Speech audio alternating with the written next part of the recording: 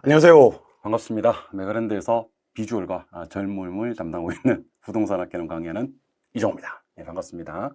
자, 오늘은 이제 2시간 동안 부동산 학개론 150개 지문 읽어 드리는 남자, 지일남 2시간 동안 진행을 할 예정이고요. 중간에 쉬는 시간 한 5분 정도 가질 거예요. 그래서 150개 정도 지문을 소개해 드릴 거고, 바로 이어서 최대쌤이 또 지문 읽어주는 남자 민법 지문 이렇게 해서 총 4시간에 걸쳐서 오늘은 1차 푸시는 날이다 라고 생각하시면 좋을 것 같습니다. 하링님, 아이돌 종호쌤이다. 예, 반갑습니다. 예, 반갑고요. 콩콩달콩님, 짝짝짝짝, 예, 반갑습니다. 준이님, 비주얼 담당. 많이 웃네. 예, 준이님도 반갑고요. 작년과 멘트가 똑같아요. 이거는 이제 시그니처처럼 멘트 항상 나가는 멘트라서 똑같을 수밖에 없겠죠. 작년에 공부하신 분이네, 인간 승리님. 이은주님, 안녕하십니까? 너무 잘생겼다. 예, 이발하고 왔어요. 질 나는다고. 예, 반갑습니다. 외모 칭찬 감사드립니다. 우유빛깔 이종호. 예, 고맙습니다. 오늘 이제 지문 읽어주는 남자는 이렇게 빠르게, 우리 사실 지금 혼자 공부하시면 공부가 좀 안 될 수 있습니다. 안 돼요. 그러니까 저희가 어제부터 시작해서 이제 내일까지 해서, 내일은 이제 공법하고 마지막 세법까지 해서 저희가 지문을 대신 읽어드리는 그런 시간 갖도록 할 거니까요. 내일 2시간도 같이 함께 해주시기를 간절히 바라봅니다. 오늘 댓글 반응 좋으면 마지막에 한 30초 정도 노래도 불러드릴 테니까 지금처럼 지금 정도 좋아요. 노래도 한 곡 불러드릴 것을 약속드리면서 지문 읽어주는 남자 힘차게 출발해 보도록 하겠습니다. 마음가짐은 오늘 지문 읽어주는 남자로 이렇게 팔자를 고치겠다, 뭐 이렇게 40점 만든 점수를 60점 만들겠다, 그런 어떤 생각을 하지 마시고요. 지금 시기에는 사실 우리가 수험생들이 많이 걱정하는 부분이, 까먹으면 어떡하나? 그동안 공부했던 거. 점수 유지도 상당히 중요합니다. 그래서 점수 유지시켜 드릴 거고요. 시간당 2.5점씩 올려드리도록 하겠습니다. 2.5점. 큰 점수야. 확실하게 2.5점. 그래서 2시간 동안에 부동산학 개론 5점, 민법도 5점씩 올린다. 그래서 과목 전체 합쳐서 10점 정도를 총점을 올리겠다 하는 생각으로 수업에 임해 주시면 좋을 것 같습니다. 오늘 5점 올리기, 그리고 점수 유지하기 힘차게 총론부터 출발해 보도록 하겠습니다. 지금부터 출발.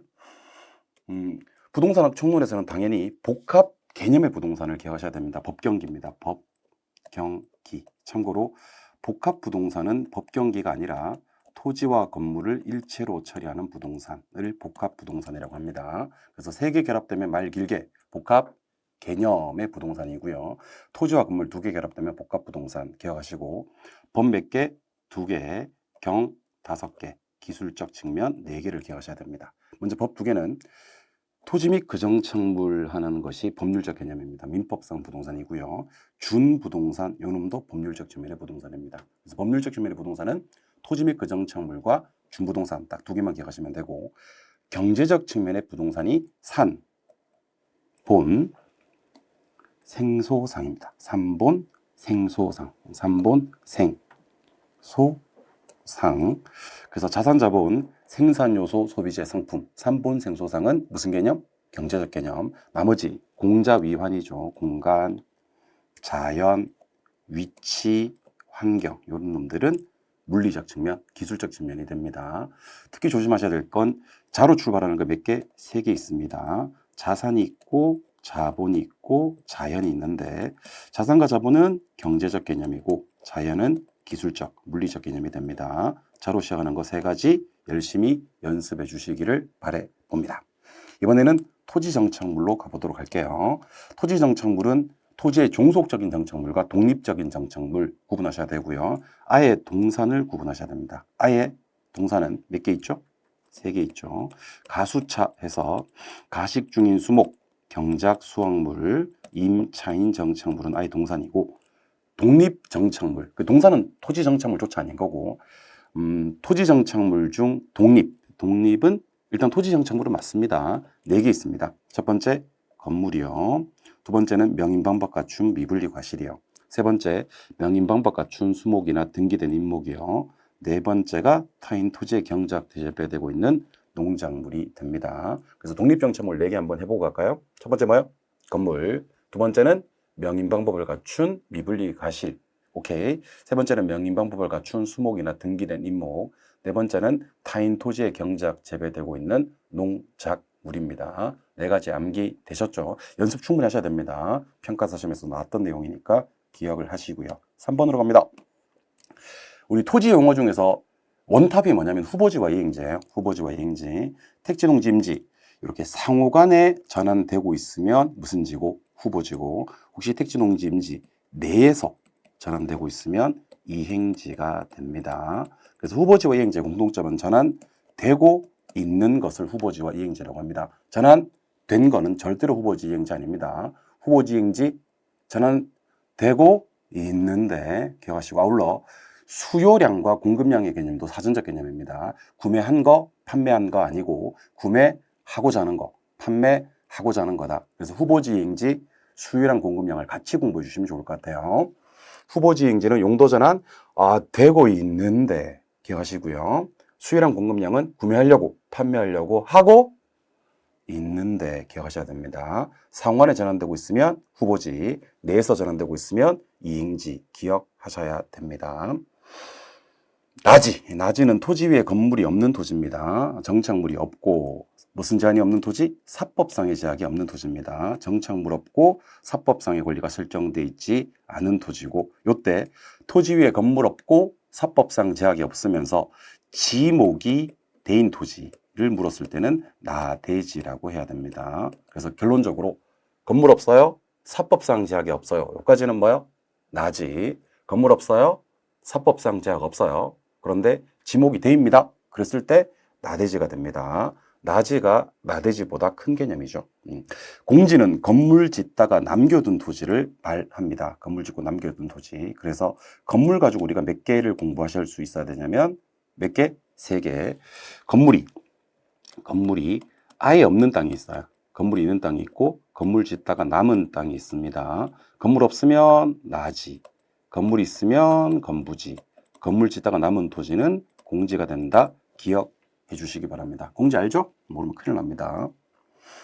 이번에는 획지입니다. 획지는 가격 수준이 비슷한 1단의 토지입니다. 가격 수준이 비슷한 1단의 토지고, 참고로 1단지란 토지가 있는데 1단지는 용도상 불가분한 관계에 있는 두 필지 이상의 1단의 토지를 말합니다. 가격 수준이 비슷한 1단, 획지, 용도상 불가분한 관계에 있는 두 필지 이상의 1단지가 된다는 거 기억하셔야 됩니다. 포락지는 요걸 좀 기억하셔야 돼요. 지적 공부에 등록된 토지가 수면 밑으로 잠겨버린 토지입니다.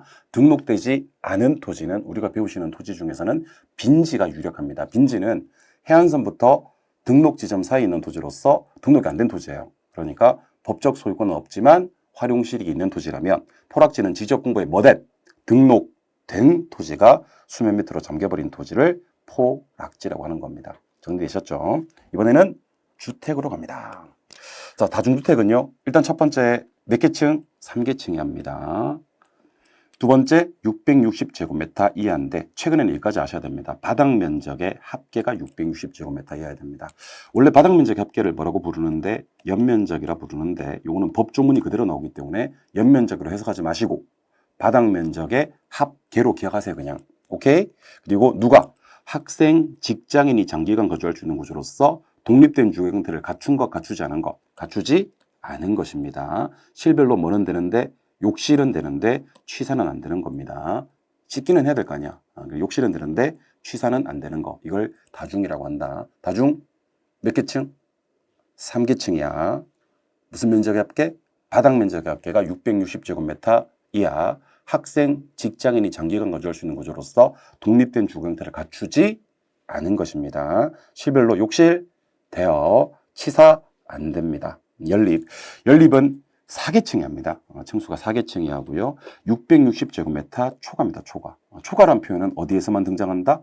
연립에서만 등장한다. 그래서 연립이 뜨면 초가 있는지 없는지 확인하세요. 암기할 때는 어떻게 해요? 연초 암기합니다. 연립이 뭐 뜬다? 초가 뜬다. 전담 아니고 연초. Do you know 연초? 기억하시기 바랍니다. 초가 뜨면 연립은 바닥 면적의 합계 660초가 찾는다. 연초 기억해 주시기 바랍니다.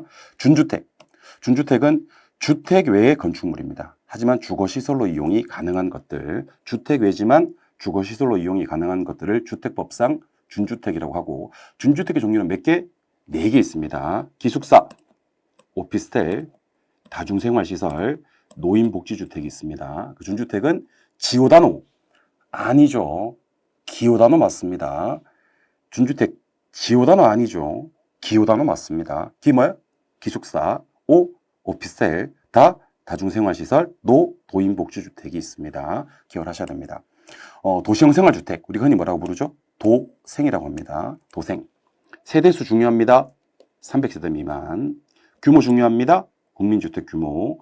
종류 중요합니다. 단지형 연립, 단지형 다세대, 아파트형 주택입니다. 이게 옛날에는 원룸형이었다가 이게 소형주택으로 바뀌었다가 이번에는 아파트형 주택으로 바뀌었으니까 도시형 생활주택, 아파트형 주택 포함된다는 거 꼭 좀 기억해 주시고, 2가지 더 기억하셔야 됩니다. 첫 번째, 국토의 계획 및 이용에 관한 법령상 어디 지역에 건설해야 돼요? 도시지역에 건설해야 됩니다. 도시지역. 도관 농자 중에서 관리지역, 농림지역, 자연환경 보전지역에 건설하는 거 아니야. 도시지역. 그리고 분상. 분양가 상한제 적용받지 아니한다. 도생은 분상 없어요. 도생은 분상 없어요. 기억해 주시기를 바랍니다. 아시겠죠? 이번에는 부동산업에 대해서 살펴보는 시간 갖도록 할게요. 부동산업은 어떻게 우리 공부하기로 했죠? 임대공급업과 관련 서비스업이 있습니다. 임대공급업에는 임개공이 있어요. 임대업과 개발공급업이 있고, 관련 서비스업, 이게 중요합니다. 관련 서비스업은 중자감이 있습니다. 그래서 부동산업은 임대공급업과 관련 서비스업이 있고, 임대공급업은 임개공, 관련 서비스업은 중자감이 있어요. 임대 몇 개? 3개, 주거, 비주거, 기타. 개발 공급업 몇 개? 3개, 주거, 비주거, 기타. 관리 몇 개? 2개, 주거, 비주거. 기타 관리 다 죽는 거야. 기타 관리 없어요. 중자감은요, 4개 있습니다.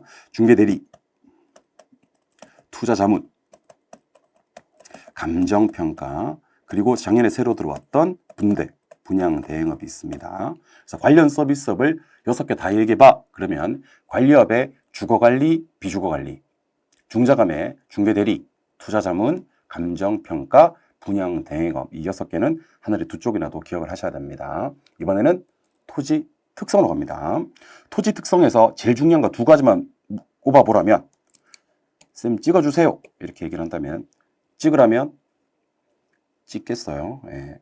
영속성과 부증성 찍겠습니다. 영속성과 부증성 올해 나옵니다. 내일 모레 나온다고 이게. 영속성은 관리 잘해야 됩니다. 관리.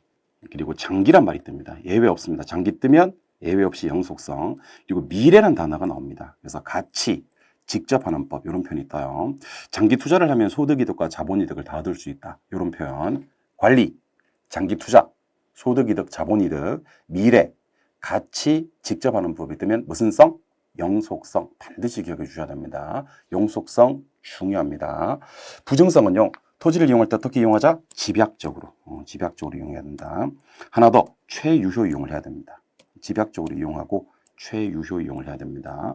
공급 조절 어렵고요. 갖고 싶어 하더라. 소유 욕구, 지가 지대 발생. 그래서 문제 풀다가 집약적 이용, 최유효 이용, 공급 조절 곤란, 소유 욕구, 지가 지대 발생이 뜨면 토지 특성 무슨 성? 부증성. 반드시 부증성 기억해 주셔야 됩니다.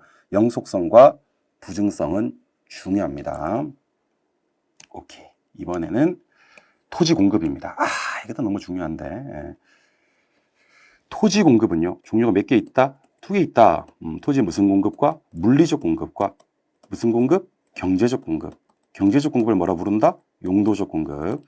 토지는 공급이 돼요, 안 돼요? 라고 물으면 물리적 공급은 안 됩니다. 예외 없어요. 물리적 공급은 때려 죽여도 안 되는 겁니다. 무슨 성 때문에? 부증성 때문에. 요까지 간 세트. 토지가 물리적 공급이 안 되는 이유는 무슨 성 때문이다? 부증성 때문이다. 토지의 경제적 용도적 공급은 가능한데 이거는 뭐 때문이다? 용도의 다양성 때문이다. 오케이? 그래서 토지 공급이 되는지 안 되는지를 물었을 때 토지는 공급이 안 돼요 하다가 걸려봐 진짜. 가만 안 둡니다 진짜. 토지는 공급이 돼야 안 돼요 라고 물으면 무슨 공급은? 물리적 공급은 부증성 때문에 불가능하지만 경제적 용도적 공급은 용도의 다양성 때문에 가능합니다. 그래서 경제적 용도적 공급이 가능한 이유는 용도의 다양성 때문이고 물리적 공급이 불가능한 이유는 부증성 때문이다. 그래서 여기서는 지금 용도적 관점에서의 공급을 물었습니다. 그러면 공급은 증가시킬 수 있다고 해야지. 근데 그게 보다 더 중요한 거 있지. 용도적 왜이씨. 여러분들한테 시한 거 아니에요. 여기 펜이죠. 갑자기 시키고자 안 돼서. 오씨. 다시. 오케이. 잠시만.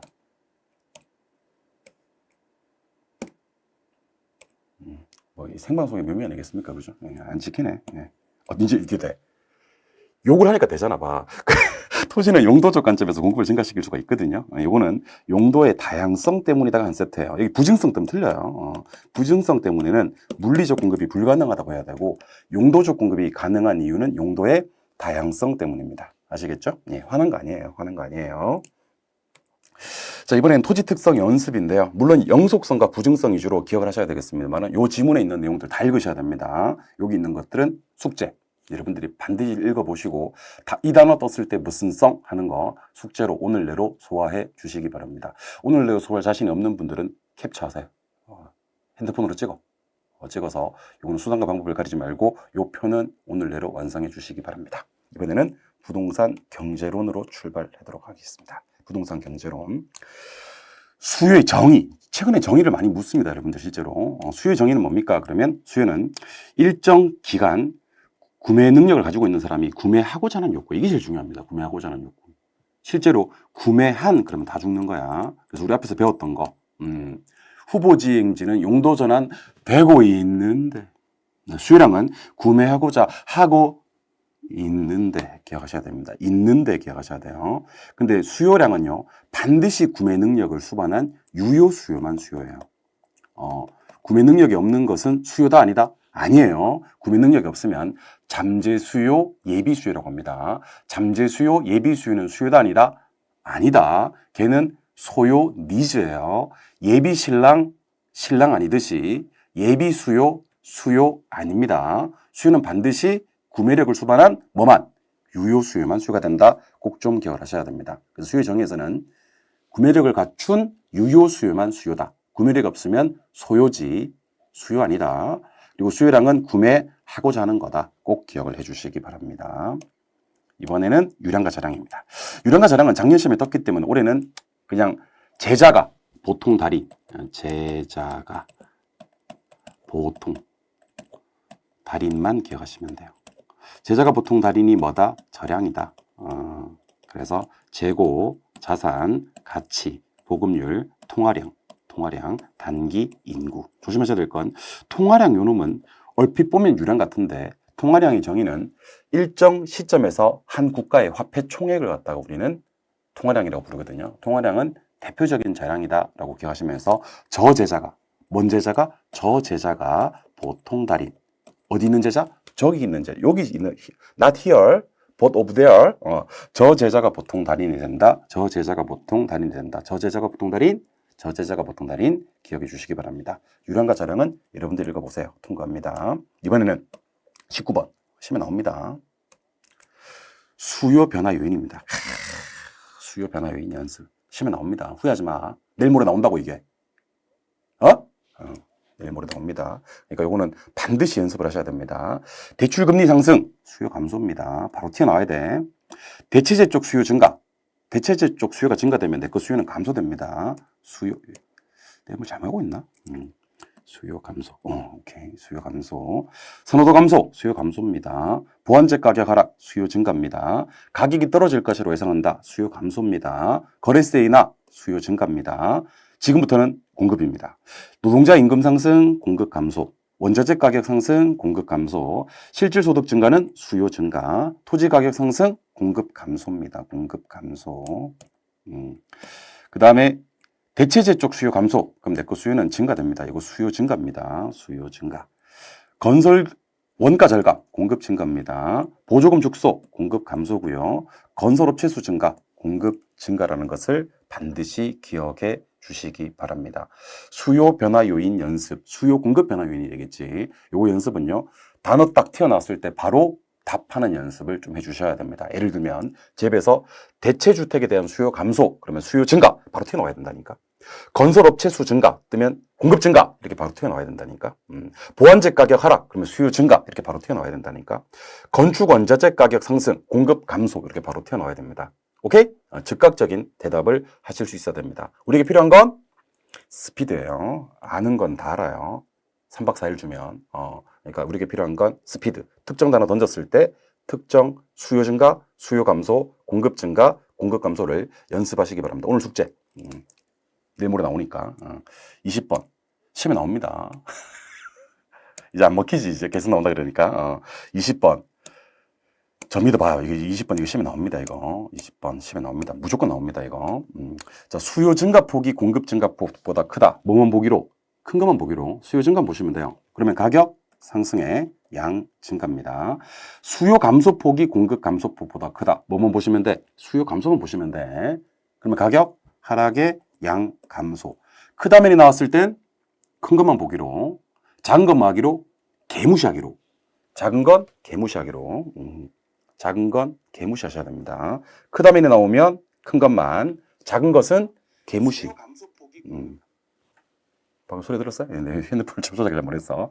크다면이 나왔을 때는 큰 것만, 작은 것은 개무시. 수요 증가폭이 공급 감소폭보다 작으면 수요 증가 안 봐요. 공급 감소만 봐요. 가격 상승의 양 감소. 수요 감소폭이 공급 증가폭보다 작으면 공급 증가만 봐요. 작은 건 안 봐요. 가격 하락의 양 증가. 5번 이거 발표하시고 반응 속도 1초 만에 대답하셔야 됩니다. 몇 초? 1초. 자, 원래 수요 감소와 공급 감소는 뭐죠? 가격 알 수 없음 양 감소잖아. 근데 뭐가 뜨면? 같다면. 중요합니다. 같다면. 뭐다면? 같다면. 이때는 가격 불변 양 감소가 돼야 됩니다. 그래서 우리 크다면, 작다면도 중요하지만 같다면 연습 충분히 해놓으시기 바랍니다. 하나 더 해볼까요?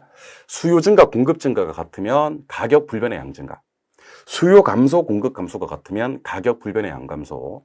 수요 증가와 공급 감소가 같으면 가격 상승의 양 불변. 수요 감소, 공급 증가 같으면 가격 하락의 양 불변.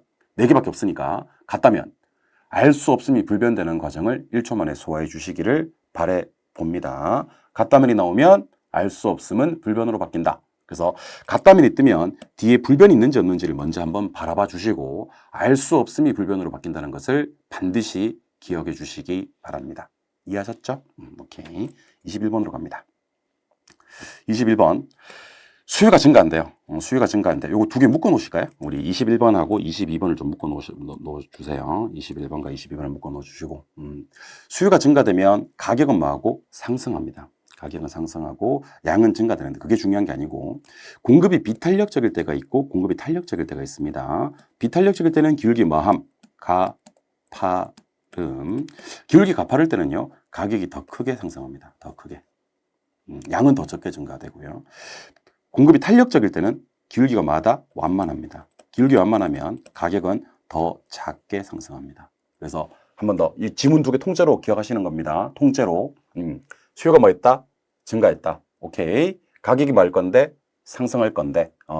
공급이 비탄력적이면 가격은 더 크게 상승. 공급이 탄력적이면 가격은 더 작게 상승. 더가 중요한 게 아니고 가격 변동폭이 크냐 작으냐가 핵심이 됩니다. 비탄력적일 때는 기울기 마기 때문에 가파르기 때문에 가격이 더 크게 상승하고요. 탄력적일 때는 기울기가 완만하기 때문에 가격은 더 작게 상승합니다. 요거 이해하고 계신 분들은 이해하시고요. 이해 안 되시는 분들은 2개 지금 암기하세요. 암기해. 괜찮아. 이틀은 갈 거야. 한 2, 3일은 간다고 보거든 내가. 그러니까 이틀은 갈 거니까 암기하세요. 암기 안 하면 큰일 납니다. 이번에는 수요의 가격 탄력성으로 가도록 하겠습니다. 자, 수요의 가격 탄력성이 시험에 떴다. 어떻게 할 거예요? 공식을 쓰는 거야, 시험제. 자, 수요의 가격 탄력성은 가격의 변화율분의 수요량의 변화율인데 항상 머릿속에 이 생각하시는 겁니다. 위에 게 많이 변하면 탄력, 밑에 게 많이 변하면 비탄력. 왜냐면 1과 비교하는데 1보다 커야지 위에 게 크고 1보다 작아야지 밑에 게 크거든. 결론. 자, 수요의 가격 탄력성은 탄력적일 때는 위에 게 많이 변하니까 수요량의 변화율이 더 크고요. 비탄력적일 때는 밑에 거 변화율이 더 큽니다. 그래서 여기서는 수요가 뭐하다고 했기 때문에 비탄력적이라고 했기 때문에 가격 변화율보다 수요량의 변화율은 더 뭐하다? 작다 해야 됩니다. 작다. 이거 꼭 좀 기억하셔야 됩니다. 우리 맨날 크다만 기억하지 마시고 우리 작다. 우리 작다 한번 데려가실래요? 한번 가볼까? 다시 위로 올라가서. 자, 심장 가실 때 작다 하나 데려가세요. 작다. 오케이. 수요가 탄력적일 때는 누구 변화율은 크지만 수요량의 변화율은 크지만 가격 변화율이 뭐하다? 작다. 수요가 비탄력적일 때는 누구 변화율은 크지만 가격 변화율은 크지만 수요량의 변화율은 작다. 기억하시는 겁니다. 오케이? 한 번 더. 수요가 탄력적일 때는 누구 변화는 크지만 수요량 변화는 크지만 가격 변화율은 작다. 수요가 비탄력적일 때는 누구 변화는 크지만 가격 변화는 크지만 수요량의 변화율은 작다. 작다. 시험장 가시는 길 동행하시기를 바라봅니다. 크다는 너무 많이 했어. 이번에는 수요의 가격 탄력성이 완전 비탄력적이다. 자, 지금부터 완비 동의 알려드리겠습니다. 완비는요, 가격이 변했을 때 수요량이 고정되는 걸 말해요. 양고정. 이때는 수요 곡선이 수직선이 되고요. 탄력성의 값은 얼마가 나오냐면 0이 나옵니다. 그래서 지금부터 완전 비탄력 동의 알려드립니다. 탄력성 숫자요, 0. 의미는 양불변, 양고정. 단어로는요, 완전 비탄력, 기울기는 수직선이 되는 겁니다. 참고로 자매품으로 완전 탄력도 있으니 많은 내용 부탁드립니다. 완전 탄력 한번 해볼까요? 완전 탄력은 가격이 변했을 때 수요량이 어떻게 무한히 크게 변하는 경우고요. 탄력성의 값은 무한대.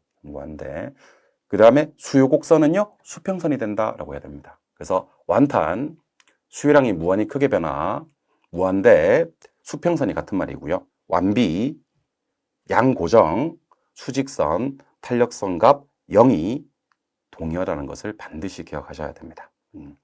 어떨 때 수요가 탄력적이고 어떨 때 수요가 비탄력적이냐? 일단 결론부터 좀 소개를 해드릴게요. 어떨 때 수요가 탄력적이냐면요, 장기일 때 수요가 더 탄력적입니다. 장기일 때. 몇 가지 한번 해볼까? 대체재가 많을수록 수요가 탄력적입니다. 대체재 많을수록 많을수록. 그 다음 용도 전환이 용이할수록, 용도가 다양할수록, 그 다음에 주거용 부동산일수록, 그 다음에 고가 사치재일수록 수요가 탄력적입니다. 뭐니 해도 제일 중요한 건 두 개. 장기일 때 수요가 탄력적이고요. 대체재가 많을수록 수요가 탄력적이라는 것은 하늘이 두 쪽이나 기억하셔야 됩니다. 대체재 많고 관찰기간, 측정기간이 장기이면 수요, 탄력. 대체재가 적거나 관찰기간, 측정기간이 짧으면 단기이면 수요는 비탄력. 수요가 어떨 때 탄력, 어떨 때 비탄력인지 기억하시기 바랍니다. 26번, 27번 묶어놓으세요. 26번과 27번을 묶으시기 바랍니다. 묶으셨어요? 오케이. 수요의 가격 탄력성이 1보다 작다. 이건 뭐예요? 비탄력입니다. 비탄력적일 때 고가 전략이 좋아요? 저가 전략이 좋아요? 고가 전략 써야지. 근데 절대로 고가 전략이라고 시험에 나오지 않습니다. 임대료 어떻게 해야 되는데? 이렇게 나옵니다. 임대료 어떻게 해야 되는데? 임대료 상승시켜야 됩니다. 이게 고가 전략이에요. 그때 전체 수입, 이걸 묻는 거예요. 전체 수입은 많다, 증가한다. 꼭 기억하셔야 됩니다. 그래서 탄력적이면 뒤집으면 되니까 비탄력적 하나, 우리 파랑이만 한번 연습해 봅시다. 수요의 가격 탄력성이 1보다 뭐해서 작아서 말 땐 비탄력적일 때. 두 번째, 임대료를 많을수록 상승할수록, 즉 고가 전략이 수입을 많다, 증가시킨다. 그래서 수입 문제는 1번 타자, 2번 타자, 3번 타자로 정리하시기 바랍니다. 1번 타자, 수요의 가격 탄력성이 1보다 어떻다. 2번 타자, 임대료를 어떻게 한다. 3번 타자, 전체 수입이 어떻게 된다. 요 3번 타자까지만 열심히 연습하시기 바랍니다. 요 시험에 나온다면 그대로 나옵니다. 수요의 가격 탄력성이 1보다 어떻다. 임대료를 어떻게 한다. 그다음 수입이 어떻게 된다. 이렇게. 근데 수입이 불변인 경우가 있죠. 어떨 때? 1일 때. 수요의 가격 탄력성이 1일 때는요, 단위 탄력적입니다. 단위 탄력적일 때는 임대료를 상승하든 임대료 하락하든 수입이 변하지 않습니다. 수입 불변.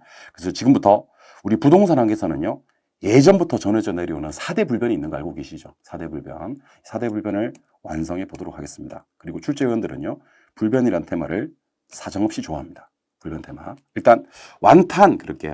완탄일 때, 그다음 두 번째 완비일 때, 그다음에 단위 탄력적일 때, 그리고 같다면이 나왔을 때, A랑 B가 같다면이 나왔을 때, 자, 지금부터 불변 준비하시고 쏘세요.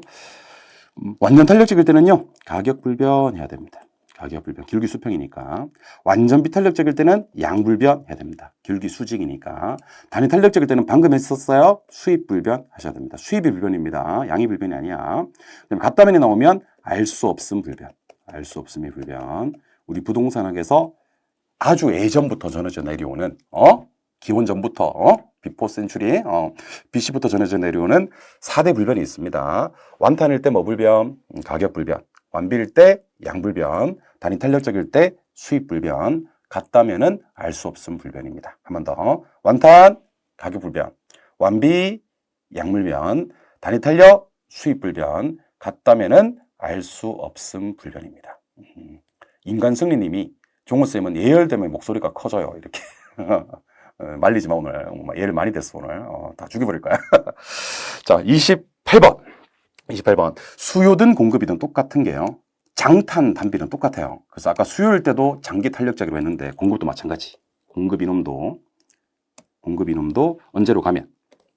장기로 가면 탄력성이 더 크게 탄력적이 됩니다. 그래서 여러분들 수요 공급 무시하고요. 무조건 장기일 때는 탄력, 단기일 때는 비탄력 하셔도 됩니다. 장, 탄, 단, 비. 어디에? 장탄에 뭐 내리네? 단비 내리네? 기억하시기 바랍니다. 그 강릉에 단비 내리는 거 아니고요. 장탄에 단비 내리네? 기억해 주시기 바랍니다. 이해하셨죠? 장탄, 단비. 가뭄이 내리는 고무원비, 장탄, 단비. 이번에는 회복 국면입니다. 요거 꼭 좀 기억하셔야 됩니다. 회복 시장은 누구 중시가 맞는데? 매도자 중시가 맞는데 매도자를 왼쪽에 두셔야 돼? 오른쪽에 두셔야 돼? 오른쪽에. 레프트야, 라이트야? 라이트. 그래서 누구 중시 되다가 매수자가 중시 되다가 매도자 중시로 바뀌는 시장이 되기 꼭 연습하셔야 됩니다. 연습하실 수 있겠어요, 이거? 한번 해보자. 회복 시장은 누구 중시에서 누구 중시로 바뀌는 시장이에요? 매수자 중시에서 매도자 중시로 바뀌고 옛날 가격은 무슨 선? 그러면 하한선 이렇게 얘기를 하는 겁니다. 그러면 우리 후퇴 시장 한번 해볼까? 후퇴 시장. 후퇴 시장. 후퇴 시장은 누구 중시에서? 매도자 중시에서 매수자 중시로 바뀐다. 우리가 알고 싶은 놈을 오른쪽에다 위치시키는 거야. 후퇴 시장 매수자 중시 맞지? 옛날 가격은 상한선. 누구 중시에서 누구 중시로 바뀐다. 이거 꼭 좀 기억해 주시기 바랍니다. 아시겠죠? 그러니까 내가 원하는 놈을 어디다 둔다? right에 둔다. left야, right야, right. 기억하시기 바랍니다. 오케이? 됐죠? right. 오른쪽에 둔다. 30번 거미집 이론입니다. 거미집 이론 이번 시험에 나옵니다. 이건 만약인데 모레 정말 거미집 이론이 시험에 만약에 안 나왔다. 이 100% 나오거든, 이거. 이번 시험에. 혹시 안 나오면 정말 미안합니다. 내가 잘못 찍었네. 미안합니다. 미리 사과를 드렸으니까 나 또 지랄하고 그러면 안 돼. 근데 거미집 이론은 아마 제가 사과할 일이 없을 거예요. 거미집 이론은 이번 시험에 거의 100%. 지문 4개 준비했는데요. 4개 특징이 뭐냐면 P가 어디 있는지를 가지고 판단하셔야 됩니다. 이거는 그동안 배웠던 그 교수님이 다를 수 있으니까요. 형식은 저한테 배웠던 사람들은 저로 하시고요. 원래 알고 있는 대로 푸시면 돼요. 탄피, 탄력성의 크기는 P에서 끝맺음을 하면 되거든요. 그래서 얘는 첫 번째, 두 번째는 왼쪽에서 오른쪽으로 하면서 탄력성의 크기를 구할 거고 세 번째, 네 번째는 오른쪽에서 왼쪽으로 하면서 탄력성의 크기를 구할 거예요. P가 어디 있으니까? 오른쪽에 있으니까. 그러면 얘는 수의 탄력성이 얼마입니까? 그러면 1분의 1을 해서 1입니다. 1. 공급의 탄력성은 2분의 1이고요. 그러면 수의 탄력성이 더 크지 않습니까? 그죠? 수탄수, 수렴이지. 이거는 1분의 2, 탄력성이 2입니다. 얘는 2분의 1이 나오면 0.5로 처리하시는 거예요. 1분의 0.5는 0.5. 역시 수의 탄력성이 큽니다. 이것도 수렴형이 됩니다. 오케이? 이번에는 오른쪽에서 왼쪽으로 하면 탄력성의 크기를 구할 거야. 1분의 2, 탄력성 2. 4분의 3, 0.75. 수탄이 더 크네. 나는 탄력성 구하고 있어요. 기울기는 작은 걸 정리해야 돼. 요거는 수렴. 요거는 2분의 1, 0.5. 4분의 2, 얘도 0.5. 탄력성 똑같지. 그럴 때는 순환합니다. 그래서 요거 제가 싹 지워 드릴 테니까 화면 캡처. 오케이? 그리고 제가 여러분들을 뭐 이렇게 신뢰하는 편입니다만은 정답은 잠깐만 지우고. 못 믿어서 그런 게 아니야. 이게 또 마치고도 욕먹을 수 있으니까 그런 거예요. 아시겠죠? 네. 이렇게. 오케이. 자, 캡처. 오케이? 캡처. 그리고 정답 부분 한 번 더 캡처. 시간을 많이 안 줬나? 아무튼 거미집 이론 연습 4개는요. 수단과 방법을 가리지 않고 연습해 놓으시기를 간절히 바라봅니다. 아시겠죠? 못 믿어서 그런 게 아니에요. 마치고도 욕먹을 수 있어서 그래. 부동산 시장론으로 출발해 보도록 하겠습니다. 부동산 시장론 갑니다. 일단 공표된 정보까지만 시장 가치에 반영되는 있는 시장은 중강성이라고 그래요. 근데 공표된 건 물론이고 공표되지 않은 정보까지도 반영되어 있는 시장을 강성이라고 그래요.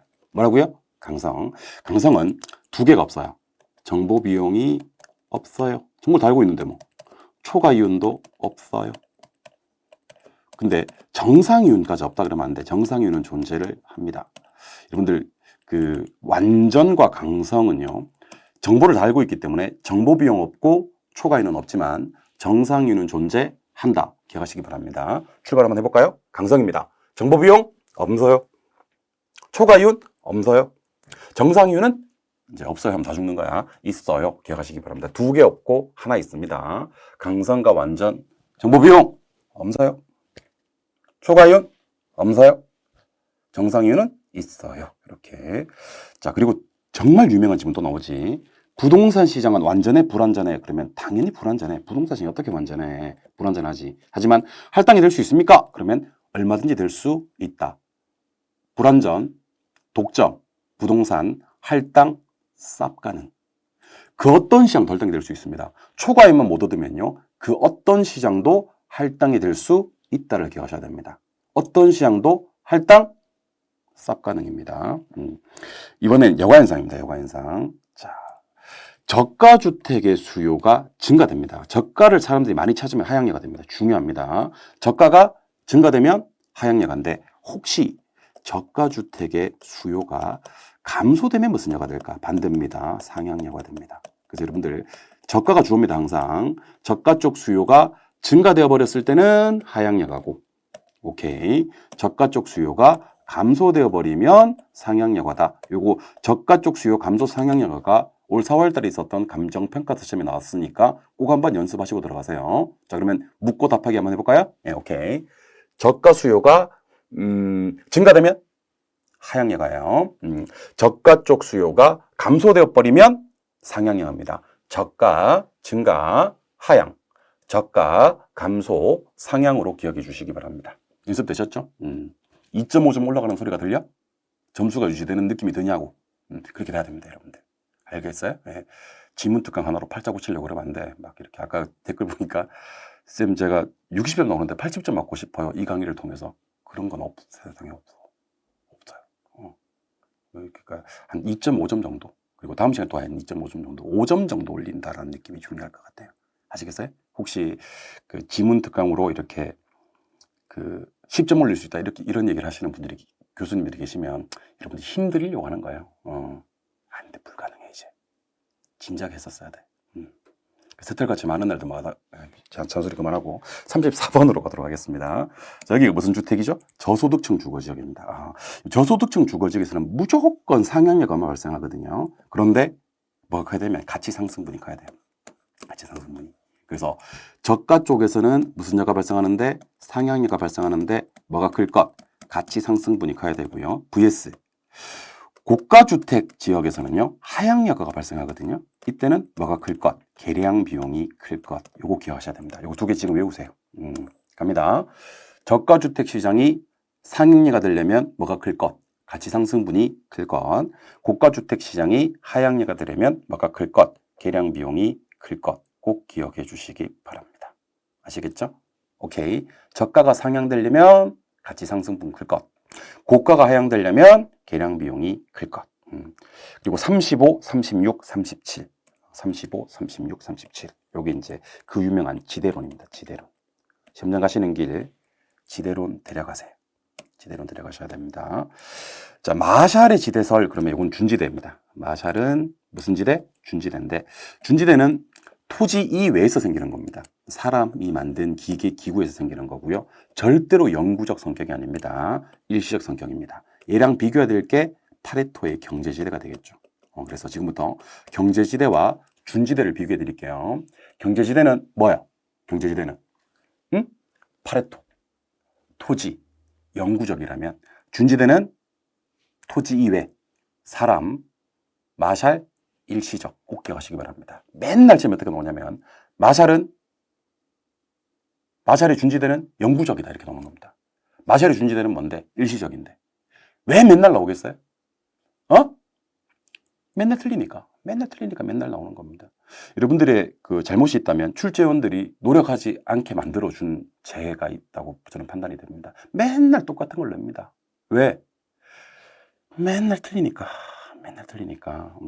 마샬의 준지대는 영구적 절대로 아닙니다. 마샬의 준지대는 일시적 지대다. 꼭 기억하시기 바랍니다.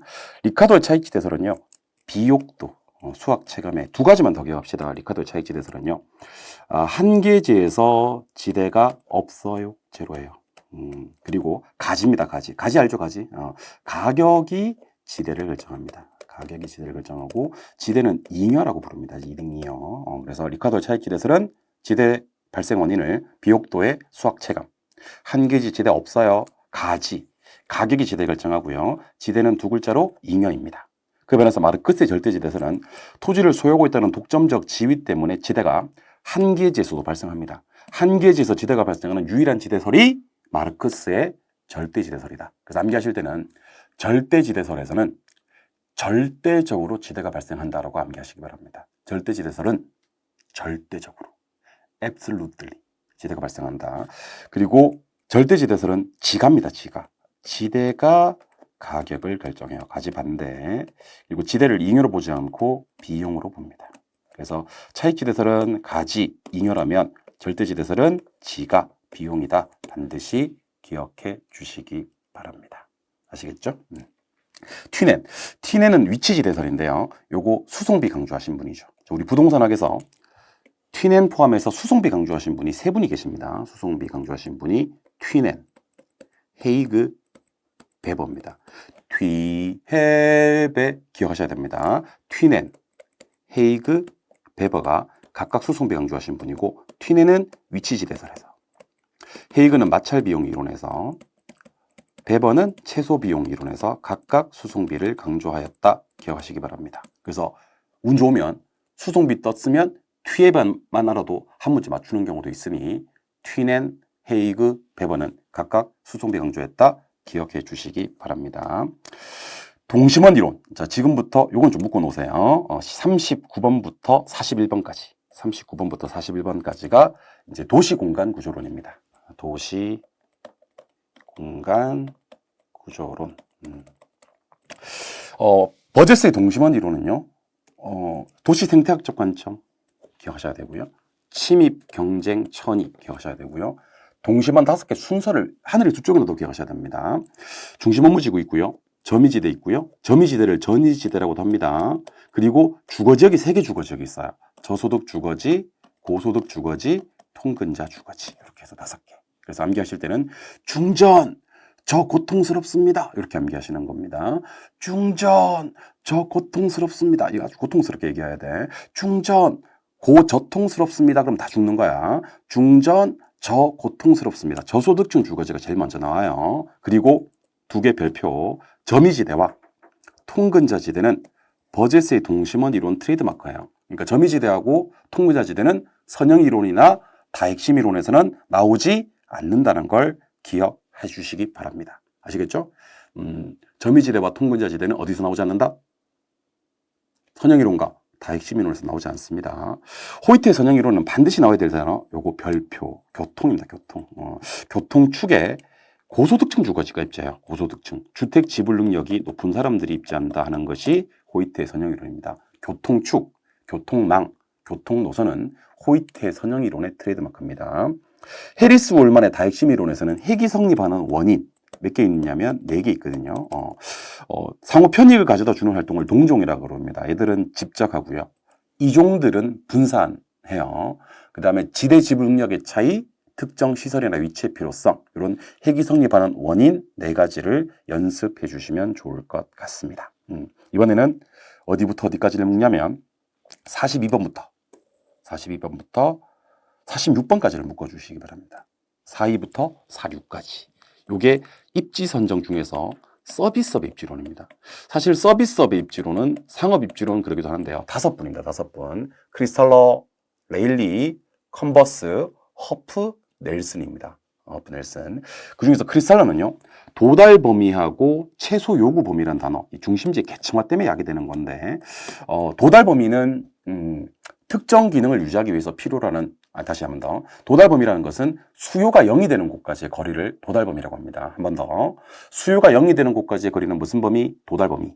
최소 요구 범위라는 것은 판매자가 정상 이윤을 얻기 위해서 소비자를 포함하는 곳까지의 거리를 최소 요구 범위라고 합니다. 끝날 때 거리로 끝나야 범위입니다. 수요가 0이 되는 곳까지의 거리는 도달 범위.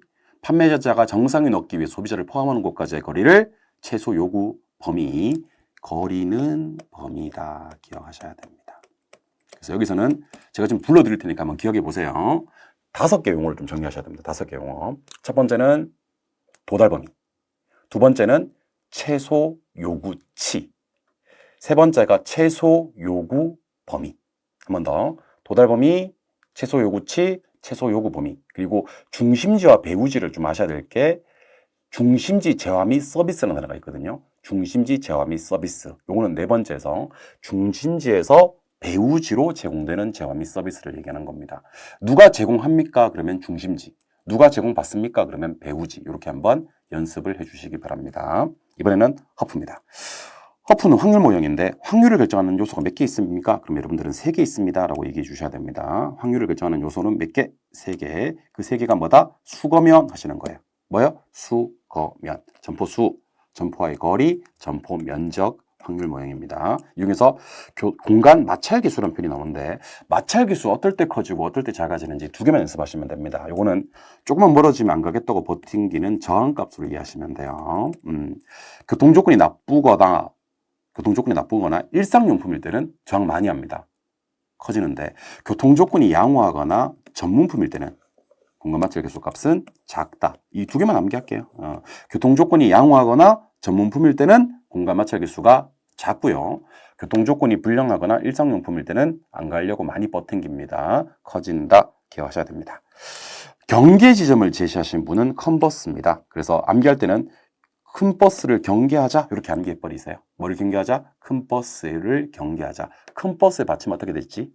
주거. 그래서 큰 버스는 경계하자. 경계, 큰 버스. 모닝을 경계해야 돼. 스파크를 경계해야 돼. 큰 버스를 경계해야 돼. 큰 버스 경계해야 됩니다. 아시겠죠? 모닝하고 받치면 사람 이길 수도 있어. 큰 버스 받치면 죽어. 큰 버스랑 경계하자. 큰 버스를 경계하자. 이렇게 얘기하시는 겁니다. 그리고 넬슨의 소매 입지로는 뭐랑 구분하셔야 되냐면 레일리의 소매 인력 법칙이랑 구분하셔야 돼요. 네, 소매 인력 법칙. 소매 인력 법칙을 주장하신 분은 누구? 레일리고요. 소매 입지론을 주장하신 분은 넬슨입니다. 최대 이익을 얻기 위해서 어느 장소에 입지해야 되는지 8가지 원칙을 제시했습니다. 넬슨은 8가지 원칙을 제시하셨다. 그래서 암기하실 때는 내 팔 이렇게 암기하시면 됩니다. 뭔 팔? 내 팔. 간혹시 랩팔을 걸려봐 진짜. 랩팔을 없어. 내 팔. 넬슨이 8가지 원칙입니다. 아시겠죠? 베버의 최소 비용 이론. 이거는 공업 입지입니다. 이거는 서비스업 입지가 아닙니다. 이거는 공업 입지고요. 공업 입지는 래시도 있긴 한데 베버가 훨씬 유명합니다. 3가지 항목입니다. 운송비, 노동비, 집적이. 여기도 운송비가 나오지. 뒤에 배니까. 고려해서 비용이 최소화라고 해야 되지 각 요인이 최소화라고 하시면 안 됩니다. 왜냐하면 운송비와 노동비는 뭐지만 최소지만 집적이익은 최대가 돼야 됩니다. 아시겠죠? 기억을 해주시기 바랍니다. 첫 번째 시간 마지막 부동산 정책론으로 가도록 하겠습니다. 정책론. 자, 좀 숨 돌리고 갈까요? 네, 오케이. 숨 좀 돌리고. 정책론. 자, 정책론은 시장 실패의 원인을 좀 살펴보도록 할 겁니다. 일단 첫 번째는 불안정 경쟁입니다. 요거 완전 경쟁 그러면 틀립니다. 불안정 경쟁입니다. 그러니까 판매되는 재화가 이질적일 때. 그 다음에 외부 효과는 정예 외부 효과, 부의 외부 효과 둘 다 시장을 실패시킵니다. 그다음에 공공재와 무임 승차 문제 시장을 실패시키고요. 요 비 빠지면 절단납니다. 정보가 비대칭적일 때 시장이 실패합니다. 그래서 지금부터 시장 실패의 원인 아닌 거 좀 소개해 드릴게요. 불안정 경쟁일 때 시장이 실패하잖아요. 그러면 X, 불안전 아니고 완전 경쟁. 민간재가 시장을 실패시키잖아요. X, 민간재 아니고 공공재. 정보가 대칭적일 때 시장이 실패하잖아요. 다 죽는 거야. 정보 비대칭, 정보 대칭 그러면 안 된다는 걸 기억해 주시기 바랍니다. 시장 실패의 원인 반드시 기억하시고요. 공공재는요. 비경합성과 비배제성 있는 재화고 무임승차 문제가 야기됩니다. 우리 부동산 학에서는요. 기원 전부터 전해져 내려오는 6B가 있거든요. 6B. 무슨 B? 6B. B 6개. 그 B가 빠지면 안 되는 게 6개가 있어요. 한번 소개해 드릴까요? 예, 6B. 일단 부동산 시장은 거래가 비공개되고요. 상품이 비표준적이고요. 시장이 비조직적이죠. 비 빠지면 절단나. 그리고 아까 시장 실패 원인에 정보의 비대칭, 비 빠지면 절단나. 그리고 공공재는 비경합성에 비배제성이 있습니다. 비배제성. 그래서 요 단어는 비가 빠지면 어색해야 돼. 그래서 거래가 공개되고 상품이 표준적이고 시장이 조직적이다 그러면 X. 비공개, 비표준, 비조직의. 정보 대칭 아닙니다. 시장 실패 원인은 비대칭. 공공재는 비경합성과 비배제성이 있는 점입니다. 혹시 지금 독서실이나 스카가 아닌 분들은요. 한번 따라해 주시고. 혹시 스카나 독서실인 분들은요. 이렇게 끔쩍끔쩍 하면서 이렇게 마음으로 한번 따라해 보시기 바랍니다. 비공개, 비표준, 비조직, 비대칭, 비경합, 비배제. 비 빠지면 절단나는 6B. 많은 내용 부탁드립니다. 그 다음에 어떤 제도가 현재 우리나라에서 시행되고 있는지를 공부하지 마시고 현재 우리나라에서 시행되고 있지 않은 제도 중요합니다. 5개가 있습니다. 공개택 초토. 공개택 초토. 빈개인 택시가 초토화되었어요. 공개택이가 초토화되었다. 이렇게 공개택 초토. 그래서 공환지세, 개발권 양도제, 택지 소유 상한제, 토지 초과 이득세, 종합토지세는 현재 우리나라에 초토화되고 시행되고 있지 않다라고 기억하시고 조심하셔야 될 건 종합부동산세. 종합부동산세는 현재 시행되고 있는데 종토세, 종합토지세가 현재 우리나라에 시행되고 있지 않은 제도다. 꼭 좀 기억해 주시기 바랍니다. 아시겠죠? 그리고 51번. 부동산 정책 수단의 연습인데 여기 이제 그 유명한 직간입니다. 직접 개입, 간접 개입, 이용 규제인데 제가 이용 규제는 빼드렸어요. 3개인데 지역지구제, 개발권 양도제, 토지거래 허가제 이런 것들이 다 이용 규제고요. 직접 개입과 간접 개입만 제가 소개를 해드렸거든요. 요거 캡처예요. 캡처해서 그 직접 개입, 간접 개입, 조세나 보조금, 부담금, 금융행정 지원들은 모두 다 직접 개입, 간접 개입이고요. 나머지는 다 직접 개입이거든요. 그래서 직접 개입, 간접 개입 이용 규제는 출제 가능성 100%입니다. 100% 시험에 나옵니다. 모레 나온다고요. 요거는 수단과 방법을 가리지 말고 직접 개입, 간접 개입 이용 규제를 기억해 주시기 바랍니다. 오케이. 자, 국토의 계획 및 이용에 관한 법령상 용도 지역을 얘기해 주세요. 그러면 용도 지역은 도관농자 하시면 됩니다. 뭐요? 도관농자. 이렇게. 참고로 용도 지역은 중복이 돼야 안 돼요? 안 돼요. 토지를 경제적 효율적으로 이용하고 공공복리를 증진하기 위해 서로 중복되지 않게 지정하는 것을 용도 지역이라고 합니다. 종류는요? 도관농자가 됩니다. 이 중에서 도시 지역만 얘기해봐. 그러면 주상공록이 됩니다. 여기서 주상은 아까 중전의 남편이죠. 예. 그래서 도시지역은 주상공록 이렇게, 용도지역은 도간농자 이렇게, 도시지역은 주상공록 이렇게 하는 거. PIR은 가구의 주택 지불 능력을 측정하는 지표로서 작을수록 주택 구입이 더 쉽습니다. 우리 부동산학에서 예전부터 전해져 내려오는 작을수록 좋은 게 4개쯤 되거든요. 일단 첫 번째는 뭐가 작을수록 좋냐면 PIR은 가구의 주택 지불 능력을 측정하는 지표인데 작을수록 좋아요. 그 다음 분산 표준편차 변이계수가 위험 측정하는 거거든요. 그래서 얘들도 작을수록 좋아요. 분산 표준편차 변이계수. 세 번째는 순소득 승수라고 해서 자본회수 기간이 있거든요. 순자 그래요. 순소득 승수 자본회수 기간 작을수록 좋아요. 마지막 상관계수는요. 작을수록 좋아요. 1이면 안 좋고 1보다 작으면 효과가 있거든요. 근데 마이너스 1이면 제일 좋은 거니까 작을수록 좋아요. 작을수록 좋은 거 4종. PIR, 분산 표준 편차 변이계수, 상관계수, 순소득 승수 자본회수 기간은 작을수록 좋습니다. 정부의 임대료 규제는요. 이하로 규제해야 됩니다. 싸게 규제해야 되고요. 얘는 수요가 많아지고 공급이 감소된다. 반드시 기억하셔야 됩니다. 제 입에서 임대료 규제가 딱 뜨면 낮게 규제해야 돼. 시장가보다. 그리고 초과 수요가 많아지고 공급은 감소된다. 근데 임대료 보조가 되면 공급이 증가됩니다. 그래서 임대료 보조와 선분양 정도만 공급이 증가되고 나머지는 싹 다 공급이 감소됩니다. 그래서 제가 보조선 하면 증가만 해주시겠습니까? 오케이? 네. 보조선 했어?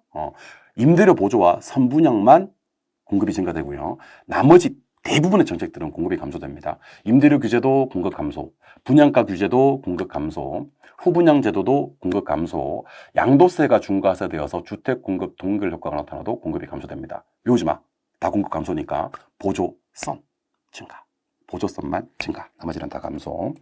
그 다음 공공임대주택이 8개가 있습니다. 공공임대주택이 8개가 있는데 영국행, 통장, 분기기가 있어요. 통장, 분기기. 요거 연습하시고 들어가셔야 됩니다. 50년 최저소득이면 영국, 저소득 서민 30년이면 국민, 젊으면 행복. 그다음에 전세계약 방식은 이 사람들을 통합시키면, 그러니까 사회 취약계층, 장애인, 국고, 유공자까지 통합시키면 통합. 전세계약 방식, 장기전세, 일정기간 임대 후 분양전환 공공임대고요. 기준주택을 매입해서 공급하는 건 기준주택 매입, 기준주택을 임차해 와서 전대하는 것이 기준주택 전세가 됩니다. 특히 전대라는 표현은 기준주택 전세 트레이드마크다 하는 것도 알고 계시기 바랍니다. 영국행 통장 분기기 내일 모레 시험에 나옵니다. 이번에는 단계별 조세. 이거 모르는 사람 없겠지. 한 명도 이건 모르면 안 돼요. 취득 단계에서 내는 국세는요, 그러면 인지세, 상속세, 증여세, 지방세는요, 취득세, 등록면허세, 보유할 때 내는 국세, 종부세, 지방세는 재산세, 처분할 때 내는 국세, 양도소득세 기억하시기 바랍니다. 요거 답 지워 놓으시고요. 답 지워 놓으시고 빈칸 한번 메꾸고 시험장 들어가셔야 됩니다. 아시겠죠? 58번. 세금은 누가 많이 냅니까? 그럼 비탄력적인 놈들이 많이 냅니다. 그래서 공급의 가계 탄력성이 작다. 그럼 공급이 비탄력적인 거야. 공급의 탄력성이 작으면. 그럼 공급자가 세금을 많이 낸다. 기억하셔야 되고요.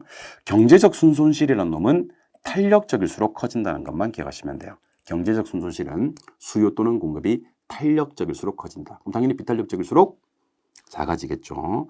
60번. 이거 시험이 나옵니다. 배를 하나 때려 놓으시고. 양도소득세가 중과세 되면 무슨 효과가 나타난다? 주택공급 동결효과.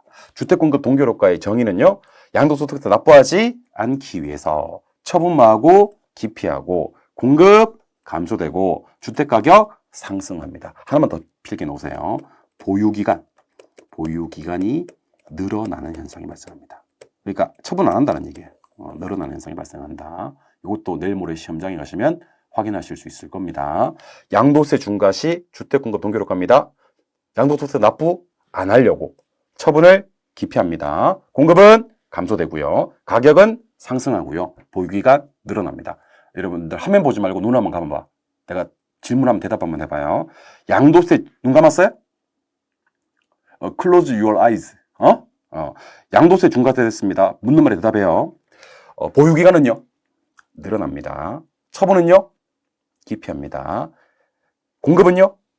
감소됩니다. 주택가격은 상승합니다. 우리 이것을 양도세 중과세에 따른 주택공급 동결효과라고 합니다. 아시겠죠? 예. 여기까지가 부동산학개론 딱 절반이고요. 이제 남은 파트는 투자, 금융, 개발, 감정평가론이 남았습니다. 지금 시간 10시, 미쳤나봐. 10시 적혀 있어, 진짜. 2시 58분이고요. 2시 58분.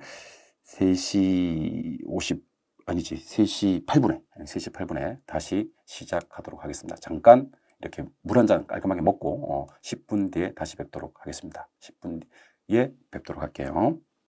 자, 그러면 이제 두 번째 시간 부동산 투자론부터 진행을 하도록 하겠습니다. 혹시 중간에 들어오신 분들 어제부터 제 메가랜드에서 6과목 전체 지문 읽어주는 남자 진행하고 있고요. 벌써 어제는 이제 공시법과 중개사법이 진행되었고요. 그 영상으로 보실 수 있습니다. 지문 읽어주는 남자 중개사법 치시면 올라가 있으니까 보실 수 있고요. 지금 실시간으로 진행되는 강의는 오늘은 1차 부동산학개론 저는 두 번째 시간, 세 번째 시간, 네 번째 시간 이어서 최대쌤이 계속 지문 읽어 드릴 거니까요. 우리 1시간에 2.5점씩만 올린다. 그리고 기존에 알았던 거 좀 개념을 알차게 유지한다 하는 느낌으로 따라와 주시면 좋을 것 같습니다. 나만의 뮤지언님 이렇게 오셨고요. 갑시다 해주셨네요. YS님도 갑시다 이렇게 해주셨습니다. 옛날에 대통령 중에 YS 있었는데 YS 알아요? 확실히 뭐 이렇게 갱제를 이렇게 하신 분 계셨는데 그분도 YS고 이분도 YS시네요. 그리고 한자로 이렇게 무슨 월인데 하여튼 한자로 이렇게 금으로 시작해서 올로 끝나시는 분도 오셨습니다. 반갑습니다. 한자 좀 약하네. 저 쪽팔리네. 읽지 말 걸 그랬어. 유파파님도 다시 중점. 그렇지. 이제 아직 예열 안 됐으니까. 곰순익님 반갑고요. 준희님도 반갑습니다. 한자 이거는 뭔지 한번 얘기해 주세요. 좀 어려운 한자 같아. 여기 진짜인가? 김은월. 내 은을 몰랐구나. 이게 쪽팔려. 김은월이구나. 모르는 거 아니에요. 내가 갑자기 노안이 왔나 봐요. 잘 작게 보여서. 김영아님 100점 맞으면 어떻게 해요? 하셨는데 걱정하지 마세요. 100점 안 맞을 거야. 너무 걱정하지 마요. 네. 세상에 제일 쓸데없는 걱정이 100점 맞으면 어떡하나 하는 걱정이니까 그런 쓸데없는 걱정하지 마시고 마무리나 좀 잘 하시기 바랍니다. 인간승리님 한자 약함. 한자 약한 건 아닌데 갑자기 또 이렇게 모를 때 있다니까. 미안합니다. 그래 찾기로만 잘하면 되지 뭐. 작년에도 오고 올해도 또 왔어요. 여름님, 여름님, 작년에도 오고 올해 또 왔어요. 이제 내년에는 이제 그만 보는 걸로, 올해 보고 이제 그만 보는 걸로 합시다. 자, 이뿡라임양님 시작했나요? 했는데 이제 지금 시작입니다. 곰순이님, 교수님 최고예요. 고맙습니다. 자, 지금부터 그러면 부동산 학교 나머지 절반 또 힘차게 한번 출발해 보도록 하겠습니다. 발음 최대한 딕션 정확하게 해서 좀 천천히 한번 마지막 시간 진행해 보도록 하겠습니다. 지금부터 출발합니다. 자, 지렛대효과는요, 지총절을 깔아요. 지분 수익률, 총자본 수익률, 저당 수익률을 깔아서 부등호 왼쪽 방향이면 정의 지렛대고요. 반대면 부의 지렛대예요. 그래서 정의 지렛대는요, 여기 총자본 수익률이 저당 수익률보다는 더 높을 때 발생합니다. 지가 제일 높고요. 그 다음이 총, 그 다음이 저다라는 걸 기억하셔야 되고요. 부의 지렛대는 지분 수익률이 가장 낮아요. 그래서 이때는 부채 비율이 커질수록 자기 자본 수익률이 하락한다는 거. 부의 지렛대에서는 부채 비율이 커진다고 해서 자기 자본 수익률이 상승하는 거 아니라는 걸 기억하셔야 됩니다. 63번, 요거는 단어 자체를 좀 기억해 주셔야 됩니다. 위험할수록 그러면 높은 할인율을 적용한다. 이게 맨날 시험에 뭐로 나오냐면 낮은 할인율로 나와요. 낮은 할인율. 그러면 X. 그래서 위험한 투자일수록 그러면 높은 할인율을 여러분들이 습관적으로 좀 기억을 하시기 바랍니다. 마치 영어 수거처럼. 그래서 I say 위험할수록, you say 높은 할인율 한번 해볼까요? 예. 위험할수록 높은 할인율, 위험할수록 높은 할인율, 낮은 할인율 그럼 다 죽는 거야. 부동산 투자의 위험에 5가지 위험이 있습니다. 사금, 법인, 유 중에서 2가지를 꼭 기억할게요. 일단 첫 번째, 부채 잘못 썼을 때 그러면 금융적 위험이 되고요. 여기처럼 현금화 때문에 하게 되는 위험은 유동성 위험입니다. 현금화하기가 어려워요. 황금성이 떨어집니다 하는 것은 유동성 위험. 부채 잘못 쓰면 그러면 유동성 위험이 됩니다.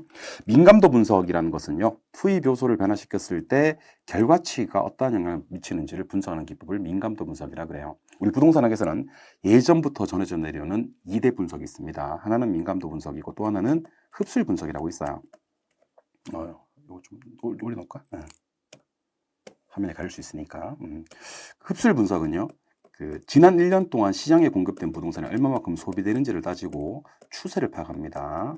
그리고 미래 시장성을 예측하는 것이 목적인 분석이 바로 흡수율 분석입니다. 그러니까 흡수율 분석은 소비되는지 안 되는지를 따진다. 추세를 파악하는 거다. 미래 예측이 목적이다. 이렇게 기억하시는 겁니다. 다시 한 번 더. 투입 요소 결과치가 뜨면 민감도, 얼마만큼 소비되는지를 따지는 것을 흡수율. 흡수율은 분명 추세 분석이지만 목적이 뭐야? 하고 미음 뜨면 미래 예측이 목적이야? 하고 미음이 떠줘야 됩니다. 추세를 분석해서 미래를 예측하는 것이 목적이다. 기억해 주셔야 합니다. 아시겠죠? 오케이. 요구 수익률. 요구 수익률은요, 최소한의 수익률이에요. 최소한의 수익률이고, 금리가 상승하면 요구 수익률이 상승합니다. 요구 수익률은 무조건 플러스밖에 없어요. 무염률이 나왔어요. 이게 금리거든. 플러스. 위험 할증률이 나왔어요. 이것도 플러스. 인플레가 나왔어요. 플러스. 어떤 요인이 발생했을 때는요, 요구 수익률이 무조건 상승한다는 걸 기억하시고, 우리 부동산학에서는 최소가 2번 나옵니다. 최소한 벌어들이는 수입이요? 그러면 전용 수입 하시면 되고요. 최소한 보장돼야 수익률이요? 그러면 요구 수익률 하시면 됩니다. 최소 의미를 가지는 단어 2가지, 전용 수입과 요구 수익률. 많은 애용 부탁드립니다. 포트폴리오입니다. 포트폴리오는 잘 짜면 총 힘이 줄어들게 되거든요. 근데 그 이유가 중요합니다. 뭐가 줄어서? 비체계적 힘이 줄어서. 그래서 절대로 체계적 힘이 준다 그러면 안 됩니다. 비체계적 힘이 줄어서 총 힘이 줄게 되는 거지, 체계적 힘까지 줄어드는 것은 아니다. 꼭 좀 기억해 주셔야 됩니다. 68번입니다. 우리 인플레 경기 변동, 인플레 경기 변동 이런 것들을 뭐라 부르냐면 우리는 체계적 위험이라고 불러요. 무슨 위험? 체계적 위험. 체계적 위험은 분산 투자를 통해서 제거가 불가능하다 기억하셔야 됩니다. 여러분들 체계적 위험과 비체계적 위험은 시험에 안 나오는 해가 없어요. 체계적 위험, 비체계적 위험 반드시 기억하셔야 되고요. 상관계수입니다. 상관계수 준비! 그럼 이렇게 하는 거 아시죠? 1인 경우와 1보다 작은 경우가 있고 1일 때는 효과가 없어요. 1보다 작을 때는 효과가 있는데 플러스 효과 작고 마이너스 효과 크고 마이너스일 때 효과가 최대가 됩니다. 상관계수 준비! 효과 없어요. 효과 있어요. 있는데 작다, 크다, 최대. 상관계수가 뭐일 때 효과가 최대가 되냐면 마이너스일 때. 마이너스일 때 효과가 최대가 되면서 비체계적 위험을 제로까지 줄일 수가 있습니다. 상관계수 마이너스 1일 때 효과 최대 기억해 주시고 상관계수는 이번 시험에도 나올 겁니다. 70번. 현재 10억 원인 아파트가 매년 2%씩 가격이 상승했다. 여러분들 10억이 중요해요? 매년 2%씩이 중요해요? 무엇이 중요한디? 돈이 중요하지. 돈이 한 번 나오고요. 5년 후가 뜨면 절대로 연금의 내과계수 아니에요. 이거 일시불의 내과계수입니다. 매년 2%씩은 한 개도 안 중요합니다. 오케이? 뭐가 중요한디? 돈이 중요하지. 돈 한 번 나오면 일시불의 내과계수를 적용하는 거고요. 매년 말 10억씩이 나와야지 연금의 내과계수입니다. 70번 중요합니다. 71번. 이제 이건 모르는 사람은 없겠지만 대출을 받고 원리금 상환액을 구할 때 저당 상수를 쓴다보다 최근에 더 중요해진 게 여기 상환 방식이 중요합니다. 반드시 원리금 균등일 때. 원금 균등에서는요. 원금 균등에서는 뭐를 쓰지 않는다? 저당 상수를 쓰지 않습니다. 원리금 균등에서 대출을 받고 상환에 나오는 원리금을 구할 때 뭐를 쓴다? 저당 상수를 쓴다는 거 기억해 주셔야 됩니다. 모으기 위해, 여기 이제 따로 해석하면 만들기 위해입니다. 만들기 위해서 불입하는 금액 구하는 공식이 그 유명한 감채기금계수가 됩니다. 감채기금계수가 됩니다. 기억하셔야 되고요. 잔상 더하면 뭐 되지? 1 되지. 잔금 비율과 상환 비율을 더하면 1이 됩니다. 자꾸 시험에 0이 된다고 나와요. 잔상을 더했을 때는 100%가 돼요. 100%. 1 되지. 100% 되지. 기억하시기 바랍니다. 잔금 비율과 상환 비율을 더했을 때는 0이 되지 않습니다. 1이 된다는 것을 기억해 주시기 바랍니다. 74번. 자, 여러분들 제가 지금 필기 한번 해볼 테니까 요거 지금 암기 좀 합시다. 요거 암기 합시다. 혹시 암기 안 돼 있는 분들은 없겠지만 암기 안 돼 있는 분들은 내가 살린 거야, 이거. 자, 연금의 현가계수에다가 곱할 수 있는 게 두 개예요. 먼저 첫 번째, 일시불의 내가계수를 곱하는 경우가 있고 역수가 아닌 감채기금계수를 곱하는 경우가 있는데 연금의 현가계수에다가 일시불의 내가계수를 곱하면요. 연금은 유지한 채 얘가 내가계수로 바뀌어요. 현가 내가만 바뀌는 거예요. 감채기금계수를 곱하면 얘가 일시불로 바뀌는 거예요. 일시불로. 연금이. 그리고 현가계수는 그대로가 됩니다. 그래서 제가 지금 현강펜 처리해 드릴까? 요거.